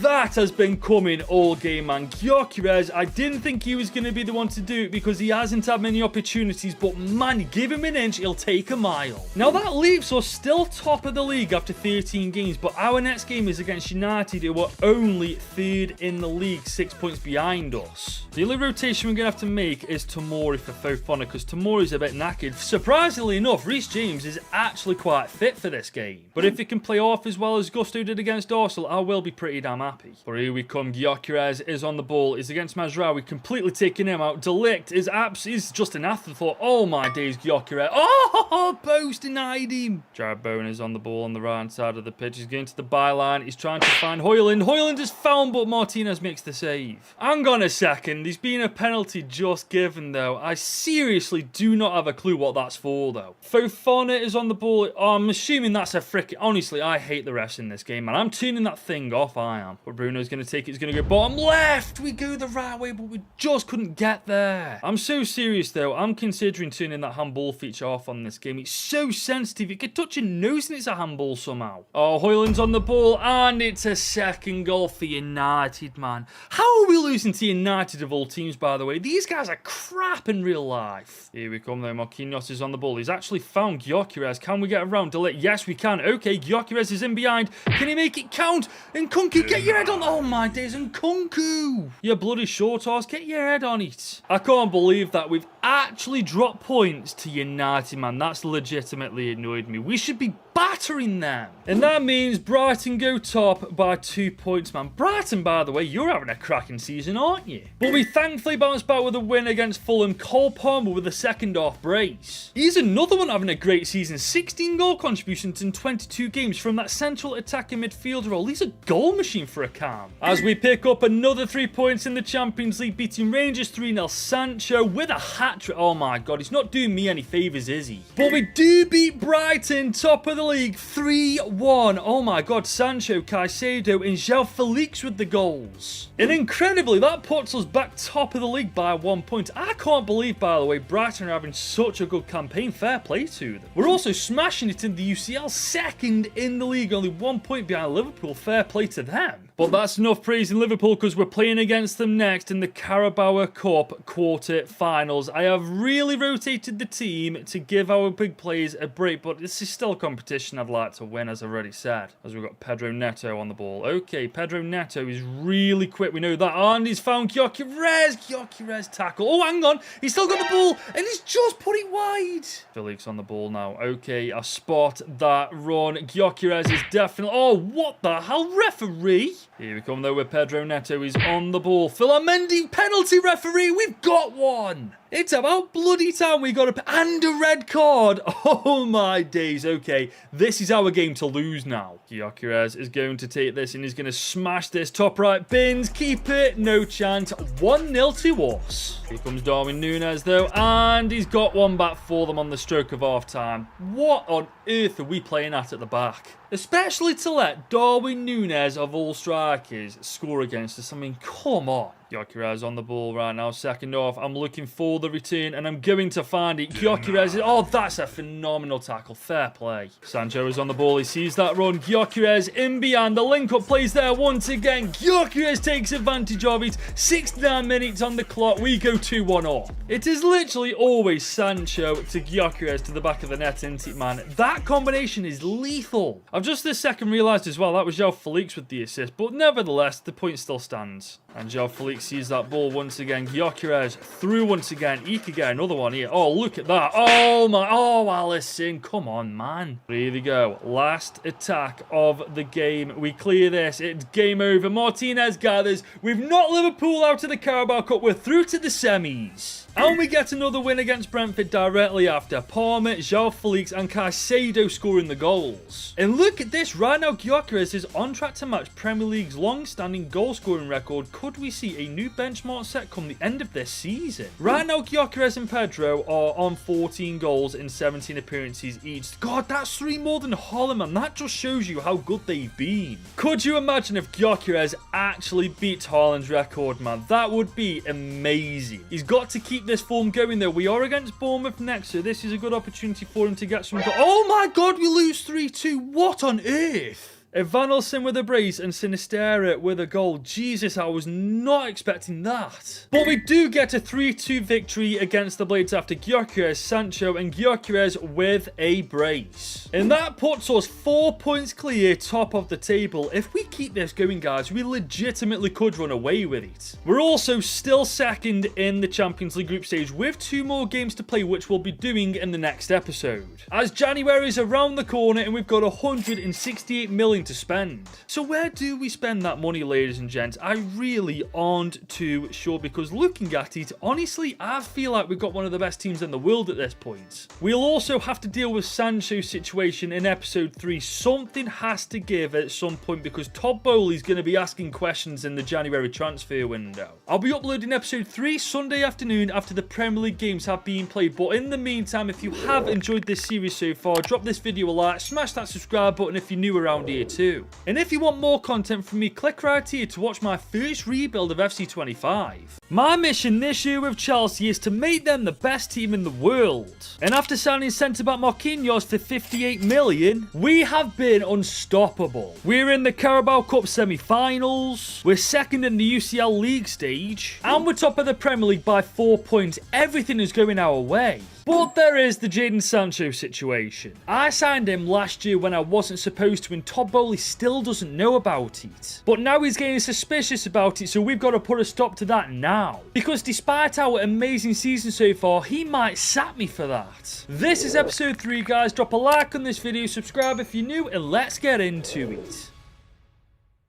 So guys, we have now arrived in January. The transfer window is once again open, and thanks to some of your comments, I've got an idea on how to solve this Sancho situation. All we've got to do is give Sancho a contract extension. Todd Boehly will think we're actually signing him. Sancho will get a pay increase for his good performances, and Todd Boehly will finally get off my back. Everybody wins. However, I'm not going to rush into it. I don't want to make it too obvious for Todd Boehly. Instead, I want to focus on where we can put this money into the team. And guys, I've been listening to what you've been saying. For starters, Cucurella has no backup. If anything happens to him, there's only one left back we've got, and he's currently out on loan. And as much as I like Fofana, guys, I don't think he's good enough to be our second choice striker, especially when our first choice is Gyökeres, who, may I add, at this moment in time is currently the Premier League's top goal scorer with 16 goals in 19 games. But as I've said, I have been listening to who you think I should get as a second choice striker, and some of you lot said Matthias Tal from Aston Villa, and I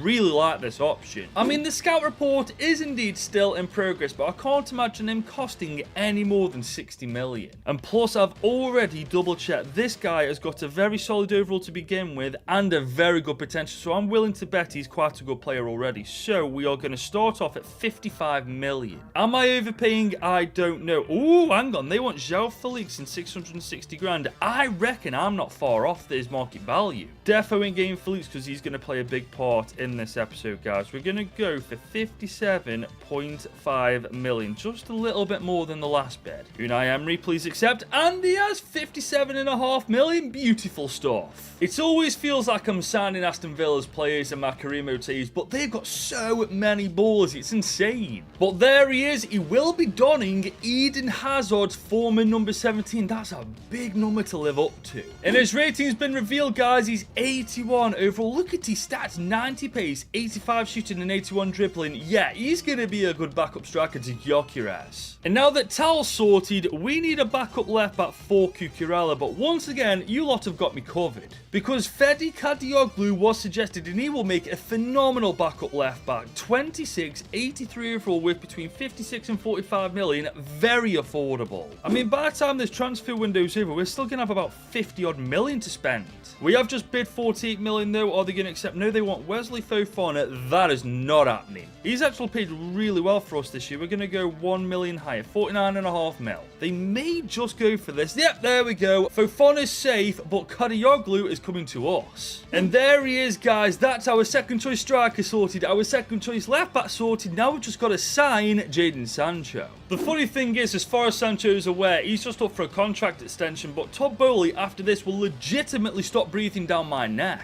We'll give him a bit of an increase. Let's give him 170 grand a week. He's been actually playing really well this season. And there we go. We have signed Jadon Sancho on a permanent deal. And after that happened, Todd Boehly came to me delighted, saying, well, it's about damn time. I was worried I was going to have to intervene and make the deal happen myself. I replied saying, no need to do that. You were right. He deserves to be a Chelsea player. And he replied saying, well, you've got no excuses now, Goodwin. I want you to win the Champions League. Guys, we've officially got away with it. I can't believe we've lied to Todd Boehly about something like this and he doesn't know about it. Now we can somewhat relax and focus on making this Chelsea side once again the best team in the world. I mean, right now we are second in the UCL League stage with 2 games remaining, but surely to God, we've got to be one of the favourites to win this competition from where we're standing right now. But for now, we focus on the Premier League. Everton are up next. They're 8th in the league, actually. They're having a really good year. But I am going to replace Nkunku with João Felix on the right-hand side. A lot of you actually mentioned that Nkunku wasn't playing as well as Palmer and Sancho, so I feel like it is time to give Felix a chance instead. So with that change, let's see if he can pay me back and then... Oh, bloody hellfire. A 1-1 draw. Are you taking the mick?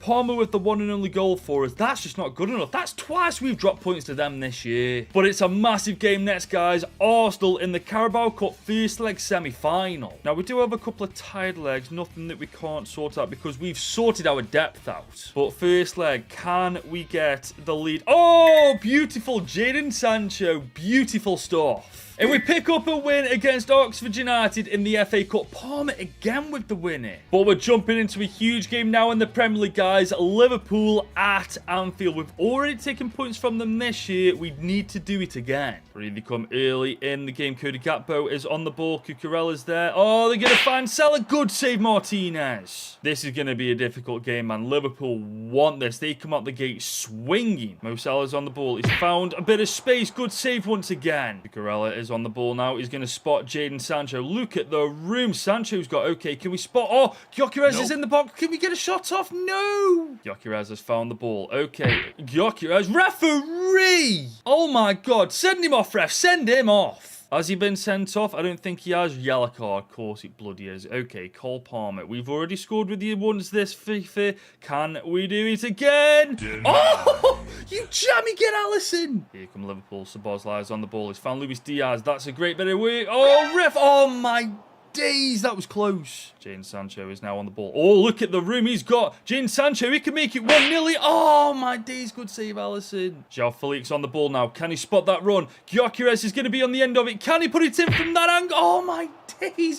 What do we have to do to score? We do have a golden opportunity here, though. Sancho is in behind Liverpool's defence. Look at him go. Gyökeres, nope. Can he take this? Oh, my days, Van Dijk. We are going to make a change, though. And Nkunku's coming on for Felix. I think Neto is going to come on for Sancho. We need a bit more pace in energy in our front four. Pedro Neto is on the ball now. Oh, I'll tell you what, he's got a bit of room to run into. Can he spot Cole Palmer? Cole Palmer, surely this is it. Oh my God, Pedro Neto with the assist. 10 minutes to go in this game. We may have just stolen the 3 points at Anfield. Pedro Neto, the super sub, finds Cole Palmer in a better room. Alisson is finally beaten. But that's all she wrote. We've taken 3 points at Anfield. Surely we are clearing the Premier League at the minute. And it's looking good, guys. We are first in the league, still 6 points above Liverpool, who we've just beaten second in the league, man. And by the way, Cole Palmer's amazing. 16 goals, 4 assists in 30 games. He's literally the perfect attacking midfielder. But he needs to be just that once again as we're facing United. Last time we played against these guys, we dropped points. Gyökeres on the ball. Okay, he's got... Oh, look at this from Gyökeres! Oh my God, what a goal that would have been. Oh, but here comes Rasmus Højlund in behind. Oh, no, he's taking Carabao out. Good save. Jadon Sancho on the ball early in the second. Look at this. I see that run. João Felix at the back post. Oh, bloody good save, Onana. I'll be real with you lot. There's literally no highlights to this game because United have ball hogged for the better half of this. Oh, no, don't you dare. Højlund! Great save, Martinez. I would have been livid if that went in. They've literally played it round the back the entire game. Cole Palmer on the ball. Oh, look at this. Sancho against his former club. He's won us the game with 10 minutes to go. Jadon Sancho against his former club. Oh, that's got to be bittersweet for him. Gyökeres with the assist. I do believe Sancho, nobody picking him up. Onana couldn't stop that one, could he? No silly mistakes though, as Alejandro Balde is taking it to the ball. Oh my God, Martinez with the save. Genuinely though, what a keeper Martinez has been for us since season 1, man. How many freaking games has he won us by himself? Another 3 points is the answer as we take another win at Old Trafford. But look at this. Liverpool's Van Dijk and Chelsea's Marquinhos have been identified as potential transfer targets for PSG. I can safely say not a chance that's happening. But after that win against United, Sancho, Martinez and Carabao make it into the Prem team of the week. That's got to be such a good feeling for Sancho. But we are now back in the UCL. Marseille next away from home. We have rotated ever so slightly and it's a 2-0 win, and Kunku and Kadioglu with his first Chelsea goal. But guys, we ain't got time to breathe at the minute. We're facing Arsenal next at home in the Premier League. And we got a good chance to take an opening lead here. Look at that ball in. Oh my days, Jadon Sancho. Bukayo Saka on the ball. Someone we really got to watch out for in this game. Always tears us apart at some point. Oh, Martin. Comes Sancho. I see that run. Gyökeres. Oh, look at the space he's got to run into. Gyökeres. Can he put it in from that tight angle? And it's gone in.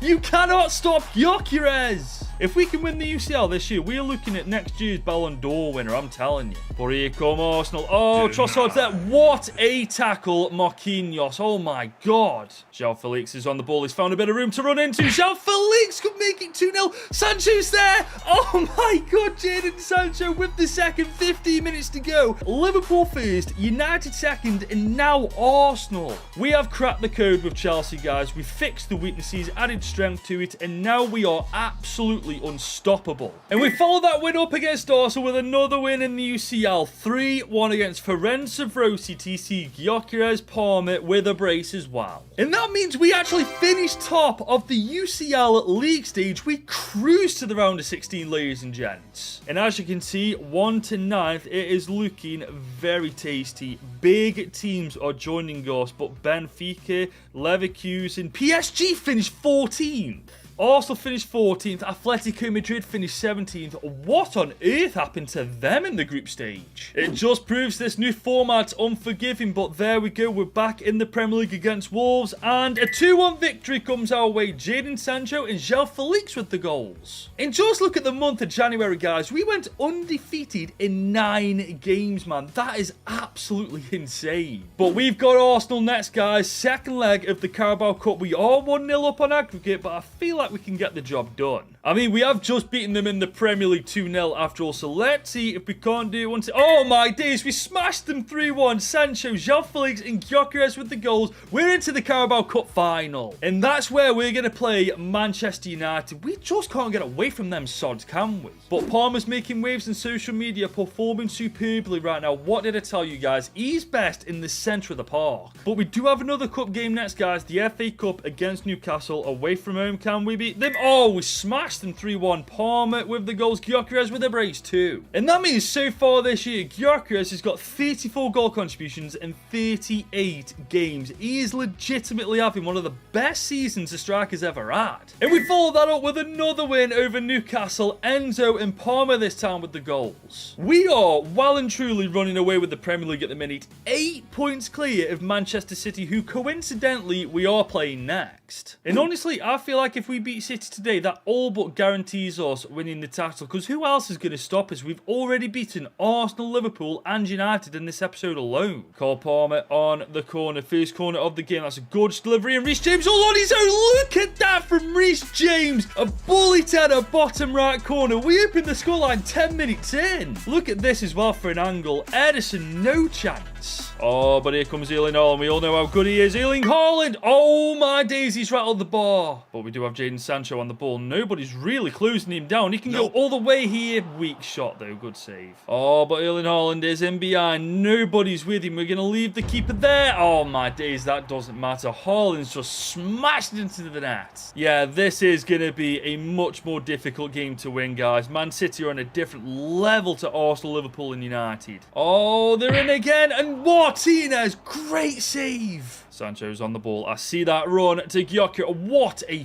freaking ball that is to Gyökeres. Can we turn our man? Yes, we can. Gyökeres to make it. Oh, what a save, Ederson. Second half now, guys, and it's clear as day. Neither team wants to settle for a draw. We are both going for the 3 points. And look at this. Grealish is on the ball now. Found Erling Haaland on his left foot. Good save, Martinez. Here comes Erling Haaland. Another save, Martinez. So far, Martinez is keeping this 1-1. City have been killing us, man. We need a change. And Kunku's coming on for Felix. I feel like Enzo could do a better job than Çalhanoğlu at the minute. And you know what? Tal, you're coming on. I think I'm going to put you on the left, though. But here comes Phil Foden right now. He's going to find Erling Haaland. Oh, my days. Martinez again. Enzo's on the ball. Matthias Tel's first touch in a Chelsea shirt. Look at him go as well. He's going to find Gyökeres. Oh, that's a beautiful turn. Gyökeres to win the game. And he's done it with 4 minutes to go.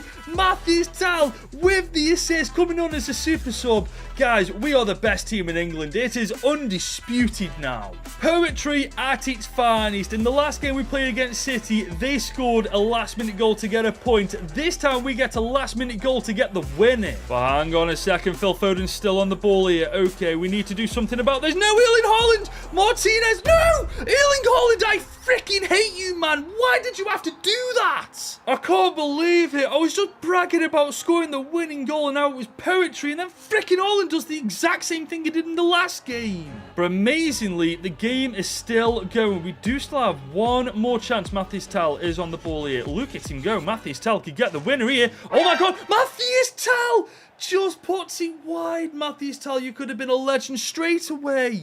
And somehow Haaland gets player of the match. How the hell does that work? Did they not watch the game? Martinez was clearly the best player in that pitch. But the good news is we are still top of the league by 8 points. Unless something catastrophic happens in the next 10 games, we're going to be crowned the Premier League champions. But we're going to get straight back into it away from home against the Hammers. Come on, we need a win. Oh my god, we smashed them 4-1. Gyökeres, Çalhanoğlu, Gyökeres and Palmer with the goals. And we beat Forest in the FA Cup. Palmer, Neto and Enzo with the goals. We really rotated that team and we still smashed them. No upsets so far though, as we can see. Bloody hell, the bottle job's battered Blackburn. Fair enough. But the Champions League knockout stage is being drawn. We're against Marseille in the round of 16. If I'm not mistaken as well, we smashed them in our second to last game in the UCL League stage. Yes, we did. Well, I wouldn't say we smashed them, but we did indeed beat them 2-0, so surely we shouldn't have too many issues against them. But our first game is away from home against them. Our full-strength team is out. It's a little bit knackered. Some of them are Tomori most. Oh, look at that. 3-1. We're basically through to the quarters. Palmer getting a hat-trick as well. That guy. I mean, Gyökeres is up for a Ballon d'Or contention if we win the UCL. So is Palmer, by the way he's playing. But look at this. Martinez has posted on social media. Great to see my name at the top of the clean sheets charts. Big credit goes to the defenders in front of me, though. I mean, you can thank me for that, kid, because before me, it was atrocious. But he's having a special season, Martinez is. An average of 7.48 match rating and 16 clean sheets in 44 games is outstanding. But let's see if he can keep another one as we're against the Saints at home at Stamford Bridge. Can we? Oh, he actually does as well. Gyökeres and Sancho with the goals. A 2-0 2-0 win. But now we face Marseille. We're 3-1 up against them on aggregate in the round of 16. Let's finish them off and get through to the quarters, as we have a good chance to do this already. And Kunku is on the ball. He can make it 4-1 6 minutes in, guys. We're going to smash Marseille.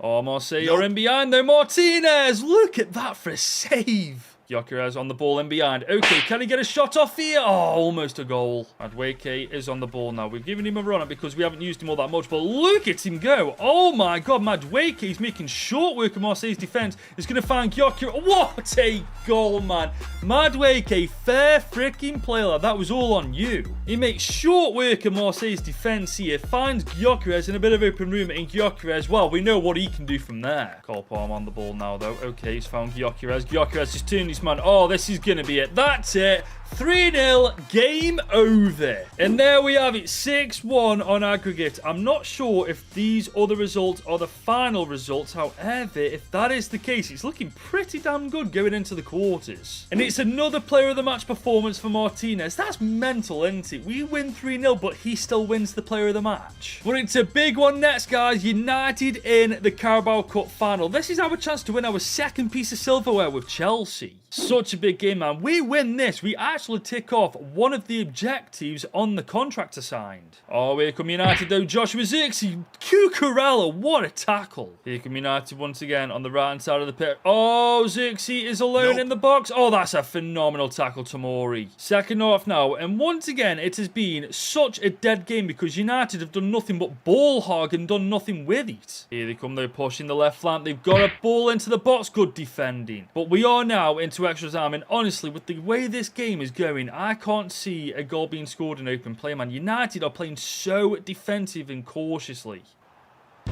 Oh my God, I can't freaking believe it. Are you taking the piss? United have got a goal. I cannot believe it. That is the most undeserved goal I think I've ever conceded in my time playing FIFA, man. They have done nothing but ball hog all game, do nothing with it, and they score. I can't believe that, man. I am gutted. We aren't better freaking lose because of that. But here we go. Gyökeres, he's got the ball. Oh my he's got a set. What a save. But here comes Anthony, one of the all-time. Okay, back post once again. We need to get there. Good lad, Reese James. Wait, hang on a minute. That's a penalty you are taking the mick, right? This is where United pay the refs off, isn't it? Okay, what happened here? He gets the block in and... oh, yeah, that is not a handball, though, is it? But United have done what they needed to do, and they've got the second goal. The Carabao Cup's theirs, man. We've completely shafted ourselves at the end of the first half of extra time. And there we have it. Congratulations, United. You've time-wasted your way to a cup. And there it is from social media. United beat Chelsea to win the Carabao Cup in what was a memorable final. No, it wasn't. That was the most boring final I've ever played. United did nothing in that game. At least we're still 21 points clear of them in the Premier League. They may have beaten us to the Carabao Cup, but I'll take this instead. But we do have Charlton next in the FA Cup, and I really want to rotate the team to give some players a chance in the team that wouldn't necessarily get it any other time. And that is a fully rotated team. Let's see how we get on against Charlton. Now, we just about beat them 3-2. Tal with a goal and Nkunku with a brace. And we follow that up with another win over Bournemouth. Palmer and Nkunku and Çalhanoğlu with the goals. And guys, I've got my first accolade, Manager of the Month. I mean, I'm not surprised, guys. We're absolutely killing it at the minute. But we dropped points after winning Manager of the Month. Sancho got a goal. Who else got a goal? Sancho got a brace. I mean, it's not the end of the world. We are clear in the Prem. But where we aren't clear yet is the Champions League. As the quarters are being drawn, we're facing PSG. We go from one French giant to the bloody next. But looking at that PSG team, guys, I'm not too concerned. I mean, there's no Mbappe anymore, no Neymar, no Messi, no bloody nothing. We should get through to the semis. But that all depends on the results we get. First leg, we're away from home.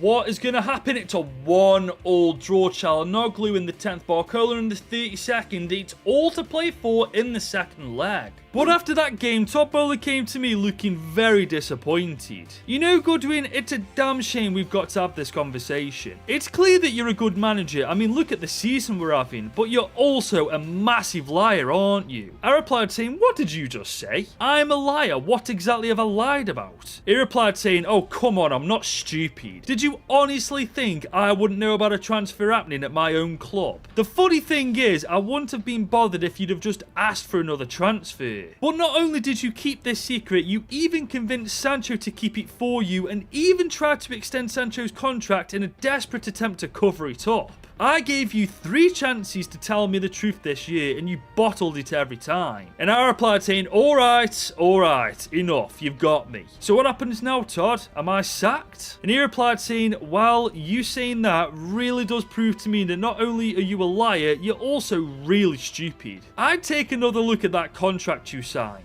But remember, if you'd have come to me like a man about this, all of this could have been avoided. Hang on a minute, what's he talking about? Guys, I'm looking at the contract right now and I'm seeing absolutely nothing out of the ordinary. But hang on, there's something under the word competitions in really small writing. I can't make it out. Hang on, let me see if I can make that bigger. Oh, you are joking. If you don't win the Champions League, you're sacked and will only get 10% of the agreed salary. Todd Boehly shafted me. Drawing against PSG in the first leg's a nightmare, man. We have to win the Champions League now, otherwise I'm sacked.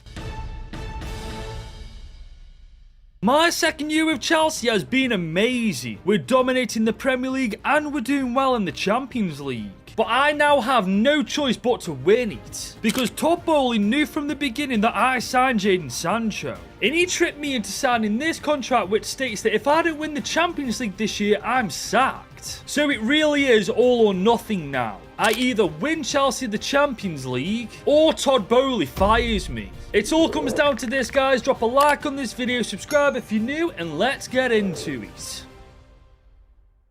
Right guys, we know what we've got to do to keep our job here at Chelsea, and that is to win the Champions League. The good news is this team is on fire right now. I swear we've only lost like 3 or 4 games in all competitions so far this year. I'm exactly right, guys. We lost 3 in the Premier League so far from 30 games and 1 in the UCL League stage. So as long as we keep going like this, we should be okay. But our next games against Aston Villa, guys, they're 8th in the league. In comparison to in real life, that's not that good for Villa. We've also somewhat rotated because our next game is a massive one. But for now, we've got to focus on, oh my days, we smashed them. Gyökeres, Sancho, Cucurella, and Sancho again. You know, it's such a shame that Sancho decided to play well for us last year, because if he hadn't, I mean, this entire situation could have been avoided. But here comes the big one, guys. The second leg against PSG in the quarters of the UCL. We are currently 1-1 on aggregate. But our full-strength starting team is out against the French Giants. This is literally a must-win game, guys. We lose this, we lose our jobs. Cole Palmer's now on the ball. He's got a bit of space to run into. Look at Cole Palmer go. Oh my god, he could take it all the way. Cole Palmer! And he's put us 1-0 up inside 15 minutes. Cole Palmer, fresh off scoring 4 goals and making history against Brighton,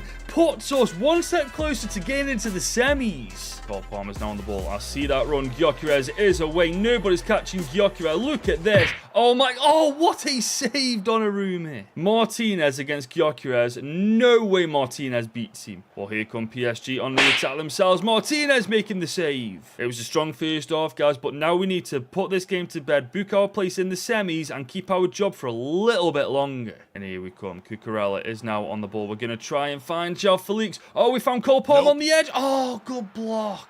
Less than 10 minutes to go. We've got to hold on to this lead, ladies and gents, and then we are officially in the semis. João Felix has spotted Gyökeres. Oh, look at that for a turn. Gyökeres is going to be patient. Cole Palmer's there for the second. Game over. Gyökeres with the turn, completely tearing PSG's defence apart. Sees Palmer in the open net. We are into the semis. And look at that, a player of the match award to Cole Palmer against PSG, man. I'm not surprised. He literally won us the game. As for these these results, they're not all finalised. The only team that's actually through with us right now is Dortmund, but now it's all up for grabs. We've seen Inter, AC, Barca, and of course Leverkusen, which means our full attention now must go back to the Premier League, guys. Big game against Spurs, and to be fair, if we win this, we take one step closer to winning the title. We do have a free kick here. Cole Palmer is on it. I'm going to try and see if we can spot anyone's head. Oh, that's a gorgeous ball in. Nobody's there, though. We have somewhat rotated because players were knackered from the PSG game, and Gyökeres is also suspended, so Tel's on for this game too. Jadon Sancho is on the ball. Okay, Jadon Sancho. Can we get... Oh, my days, what a save. Palmer's on the ball. It's still alive. Can we take a dink from distance? Another save. Spurs are coming forward now. Fofana is all over Madison. Oh, it's Solanke. Oh, he's hit the bar. Now into the second half, and I'm telling you now, Spurs want this win, man. They've come out all guns a-blazing. Look at this from Tottenham Hotspur. Great save, Martinez. But Mathis Tel is in behind now. Van de Ven is the one against him. Mathis Tel is done well. We can't get the shot off. Mathis Tel's on the ball. He spots that run. João Felix, that's a gorgeous ball in. Can we take advantage of it? Oh, Cole Palmer's there. He gets the rebound and puts us 1-0 up. João Felix does great with the initial attempt, but Cole Palmer, right place, right time. In Gyökeres' absence, he steps up. This is what champions are made of, guys. Getting the job done against big teams in ugly ways. As we've got Jadon Sancho on the ball now. Enzo is there. We're going to go across the field to Reese James. Reese James, okay.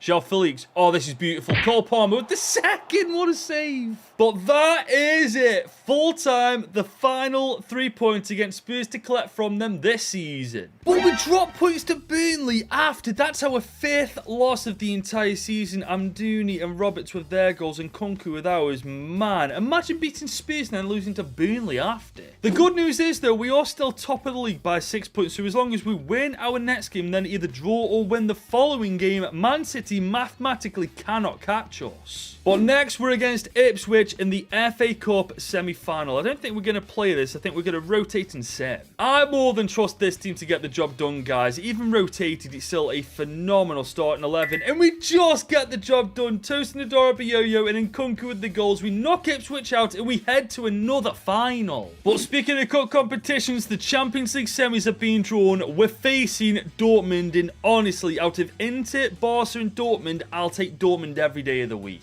Especially after the last time we played Inter Milan. We could not get past their defence for the life of us. Saying that, though, that team right there is no joke. Maliro, Emre Can, Donyell Mal, and Jota, Schlotterbeck, Kobel. They have got some serious ballers in that team. But so have we. We are at home in the first leg. Stamford Bridge. What's the result? It's a 1-0 victory. Gyökeres with the winner. We take the advantage in the second leg. And it's a player of the match performance for Gyökeres. What a surprise. He won us the game. But we drop points against Palace in the Premier League. Okay, this isn't bad. As long as we win our next game, we are the Premier League champions. But hang on a minute, I miscalculated that. We've got 4 games left to play, so we do need to win at least another 2 to win the Premier League. Bloody hell, where's my head at? But our next game is against Dortmund, the second leg. We have got the 1-0 advantage, which is crucial going into this game. But before the game, Todd Bowley pulled me to a side for a chat saying, "You're not doing bad, Goodwin, but remember what happens if you fail to win the Champions League."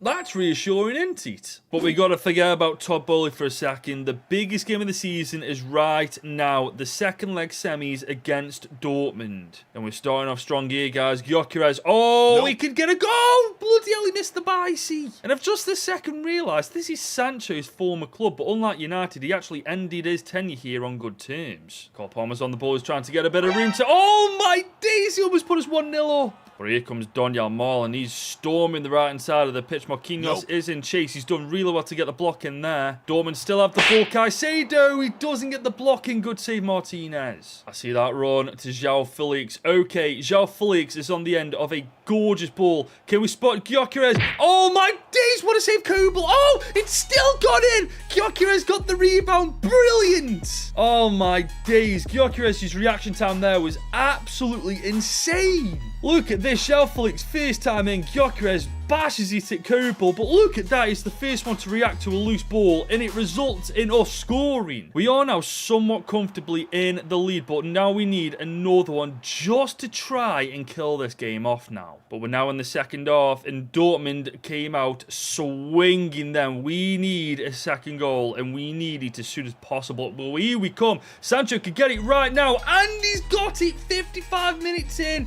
He is indeed going to celebrate against his former club, because admittedly, I don't know the no celebration buttons. But that is a phenomenal strike from Sancho. Do you know what? Even if I get sacked at the end of this episode, signing him was worth it. But here comes Dortmund. They've got an opportunity. Oh my days, they rattled the bar. Dortmund are going for it now. Donyell Marlin's on the ball. He's taking another shot. Good save, Martinez. I think Dortmund have gone our press, and if that is the case, we can definitely exploit them like right now. Cole Palmer. Look at Cole Palmer go. Oh my days. He's around one man. He's around two. Can he get the third? Oh my days. Çalhanoğlu's on the ball. He's going to find Cole Palmer. Cole Palmer's going to take a shot from distance wide. Oh, hang on. That is a penalty. I believe that is an handball. Let's take a look at this. Cole Palmer. Let's take a look at this. Cole Palmer takes the shot. What? I don't think that's a penalty, but you know what? We've had enough given against us. It's nice to have one ourselves, and we take full advantage of it. Dortmund are knocked out of the Champions League. We are in the final, but we aren't quite done yet. João Felix is on the ball. That is number 4. Yeah, it's game over. I will see you in the next one. And as it stands, we're playing Inter in the final. I am praying that Barcelona pull it out of the bag, because Inter Milan are actually the only team to beat us in the Champions League this season. And it's yet another Palmer Player of the Match award. I mean, this guy, if he stays with Chelsea for the next 5 to 6 years at the very least, is going to become a Chelsea legend. I can see him being the next Frank Lampard.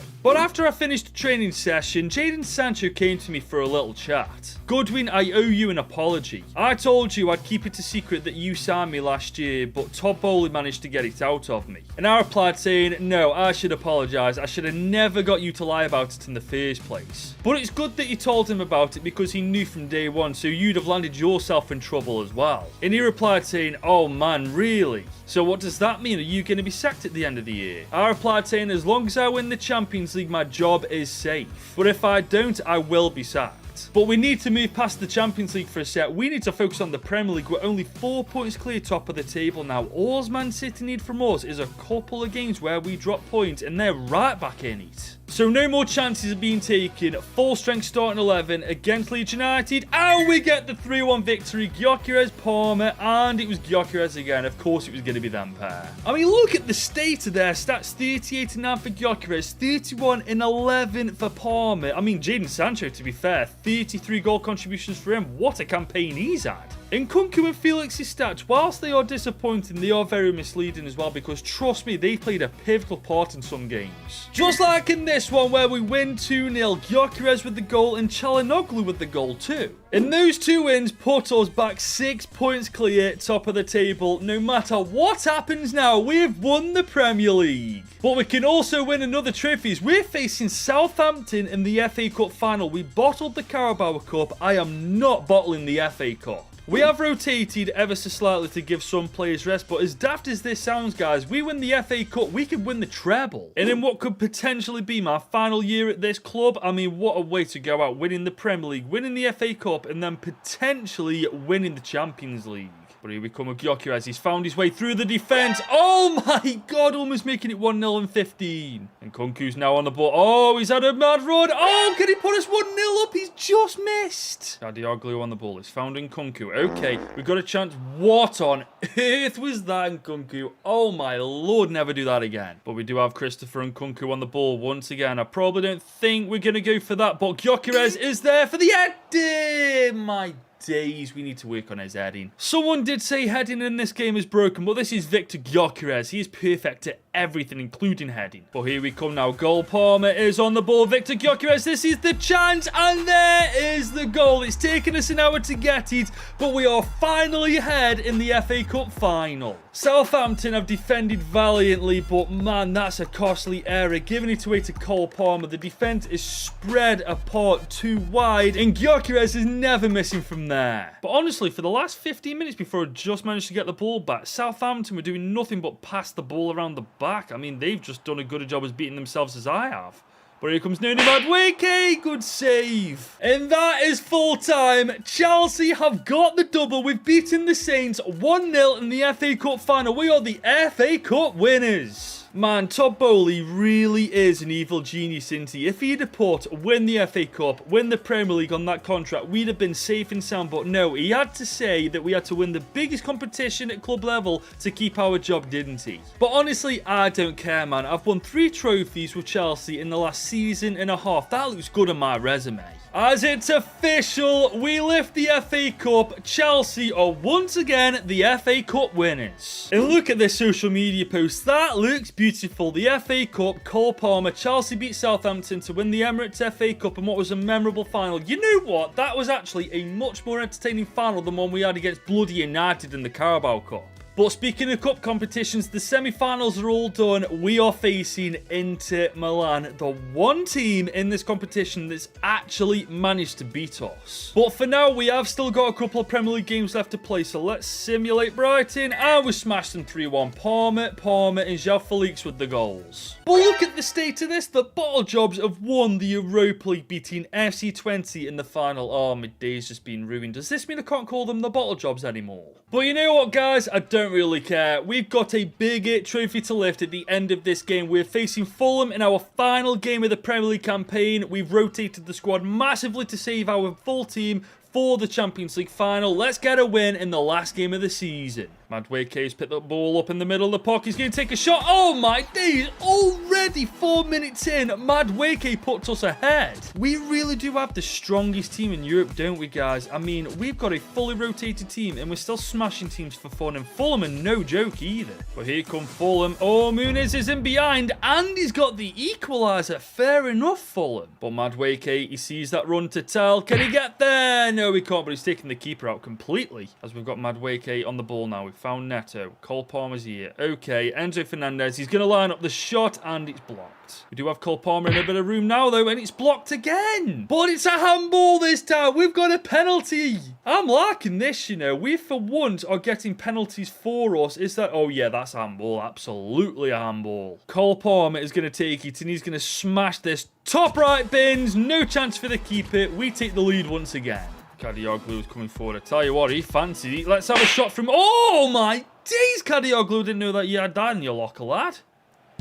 Oh, my God. Fulham have got the equaliser with 3 minutes to go. Come on, Fulham, man. You couldn't have let us end the season with a win, could you? Honestly, I'm not mad at it. I mean, Fulham have actually played really well in this game, but come on, man. That's the dream ending, isn't it? The Premier League season is over. It ends in a 2-2 draw against Fulham, but that does mean we are officially the best team in England. We're the Premier League champions. No matter what happens in the final against Inter Milan, the double is secured. Not a bad way to end my second year with Chelsea, is it? But because we won the Premier League before this game, are we going to lift? We're going to be lifting it. Lovely stuff. The problem is because it's a completely rotated team, Trevor Chalobah, of all players, is going to be lifting the Premier League. But it does not matter. It's official. For the first time in years, Chelsea are the best team in England. We've now won the Conference League with Chelsea, the FA Cup and the Premier League, but there's now one more trophy that we can still win this season. And that is, of course, the Champions League. We lift this trophy. My job at Chelsea is safe and sound. But look at this. Martinez picks up the Golden Glove for getting the most clean sheets this year. I mean, he's only conceded 38 goals. That's insane. Somehow, though, Haaland is the Premier League player of the tournament. I mean, Cole Palmer, Victor Gyökeres, Martinez, ring a bell? I mean, I don't see Haaland standing next to the Premier League title that he's just won, do you? But do you know what's insane? Haaland won Premier League Player of the Year by scoring 1 more goal than Victor Gyökeres in 2 more games, when Cole Palmer scored 20 in 37. Honestly, Gyökeres, you're out the question. It should have been Cole Palmer. As for the overall stats, though, they are something to behold. Gyökeres with 40-9 in 59 games, 34-12 for Cole Palmer, 22-12 for Jadon Sancho. As for Nkunku and Felix's stats, 7 and 7 for Felix, 7 and 9 for Nkunku. They aren't that impressive, but when you're playing the games, you do understand how crucial they are to our wins. But that's enough talk. It's final time for the final against Inter Milan. They're still playing 5 at the back. Taremi, the goal scorer who won them the game against us last year, is in that starting 11. But I am confident that we're a far better team now than we were the last time we played them. But before the game, Jadon Sancho came to me and he said, no matter what happens in this game, I want to thank you. You've risked your job by signing me here on a permanent deal, and in doing so, you saved my career. As you know, I was going nowhere with Manchester United, but you gave me a chance, and I like to think I paid you back. And after Sancho left, Todd Boehly came into my office saying, well, that was quite touching, wasn't it? But it still doesn't change the fact that if you don't win this game, you're sacked. And I replied saying, let's cut the crap for a second here, Todd. We both know it's not as simple as that. Even if I win, you're still going to sack me, aren't you? And he replied saying, to be honest, it's 50-50. I guess you'll have to win the Champions League to find that out, won't you? And I replied saying, well, that shows how stupid you are, doesn't it? Because even if I lose the Champions League final, I still won the Premier League in convincing fashion. So maybe it's not a case of you'll sack me if I win the final anyway. Maybe it's a case of me winning the treble with Chelsea and then walking out. But here we go, guys. It's all led up to this, the Champions League final against the one team in this competition that's actually managed to beat us. But here we come with João Felix. He's in behind. Oh my god. João Felix has put us 1-0 up and he's done it. We are 1-0 up against the same team that's beaten us earlier in this competition. We are ahead in the final. Oh my god. João Felix. We've decided to give him a chance over Nkunku because he wasn't playing that well. And look what he's done on the biggest stage at club level. But here they come. Zielinski is in behind. Okay, they've got a chance here. Good tackle. Reese James is now on the ball. He's looking for that run. In behind, he's going to find... Oh, nope. Bloody hell, Sommer. Leave me alone. Here come Inter Milan. They've got to... Oh, my Lord almighty. That was too close. I don't care if that's offside. That's a warning. But Martinez is in behind now. Okay, we need to do well here. Marquinhos. Beautiful tackle, son.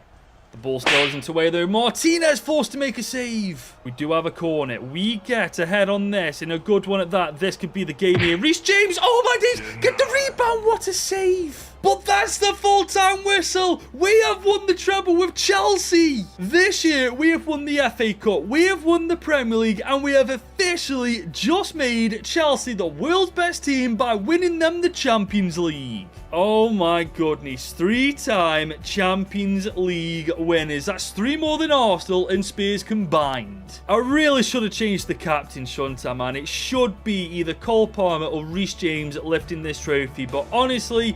bigger picture, we are the best team in the world. And with that, guys, I'm not going to give Todd Boehly the chance to sack me. I am leaving Chelsea with my head held high, having won the treble. I've had an absolute blast making this series, and believe me, this isn't the last one I'm making in this game. But if you have enjoyed it, please do leave a like on this video. Smash that subscribe button if you are new around here. And if you want more content from me and FC25, just click this video right here.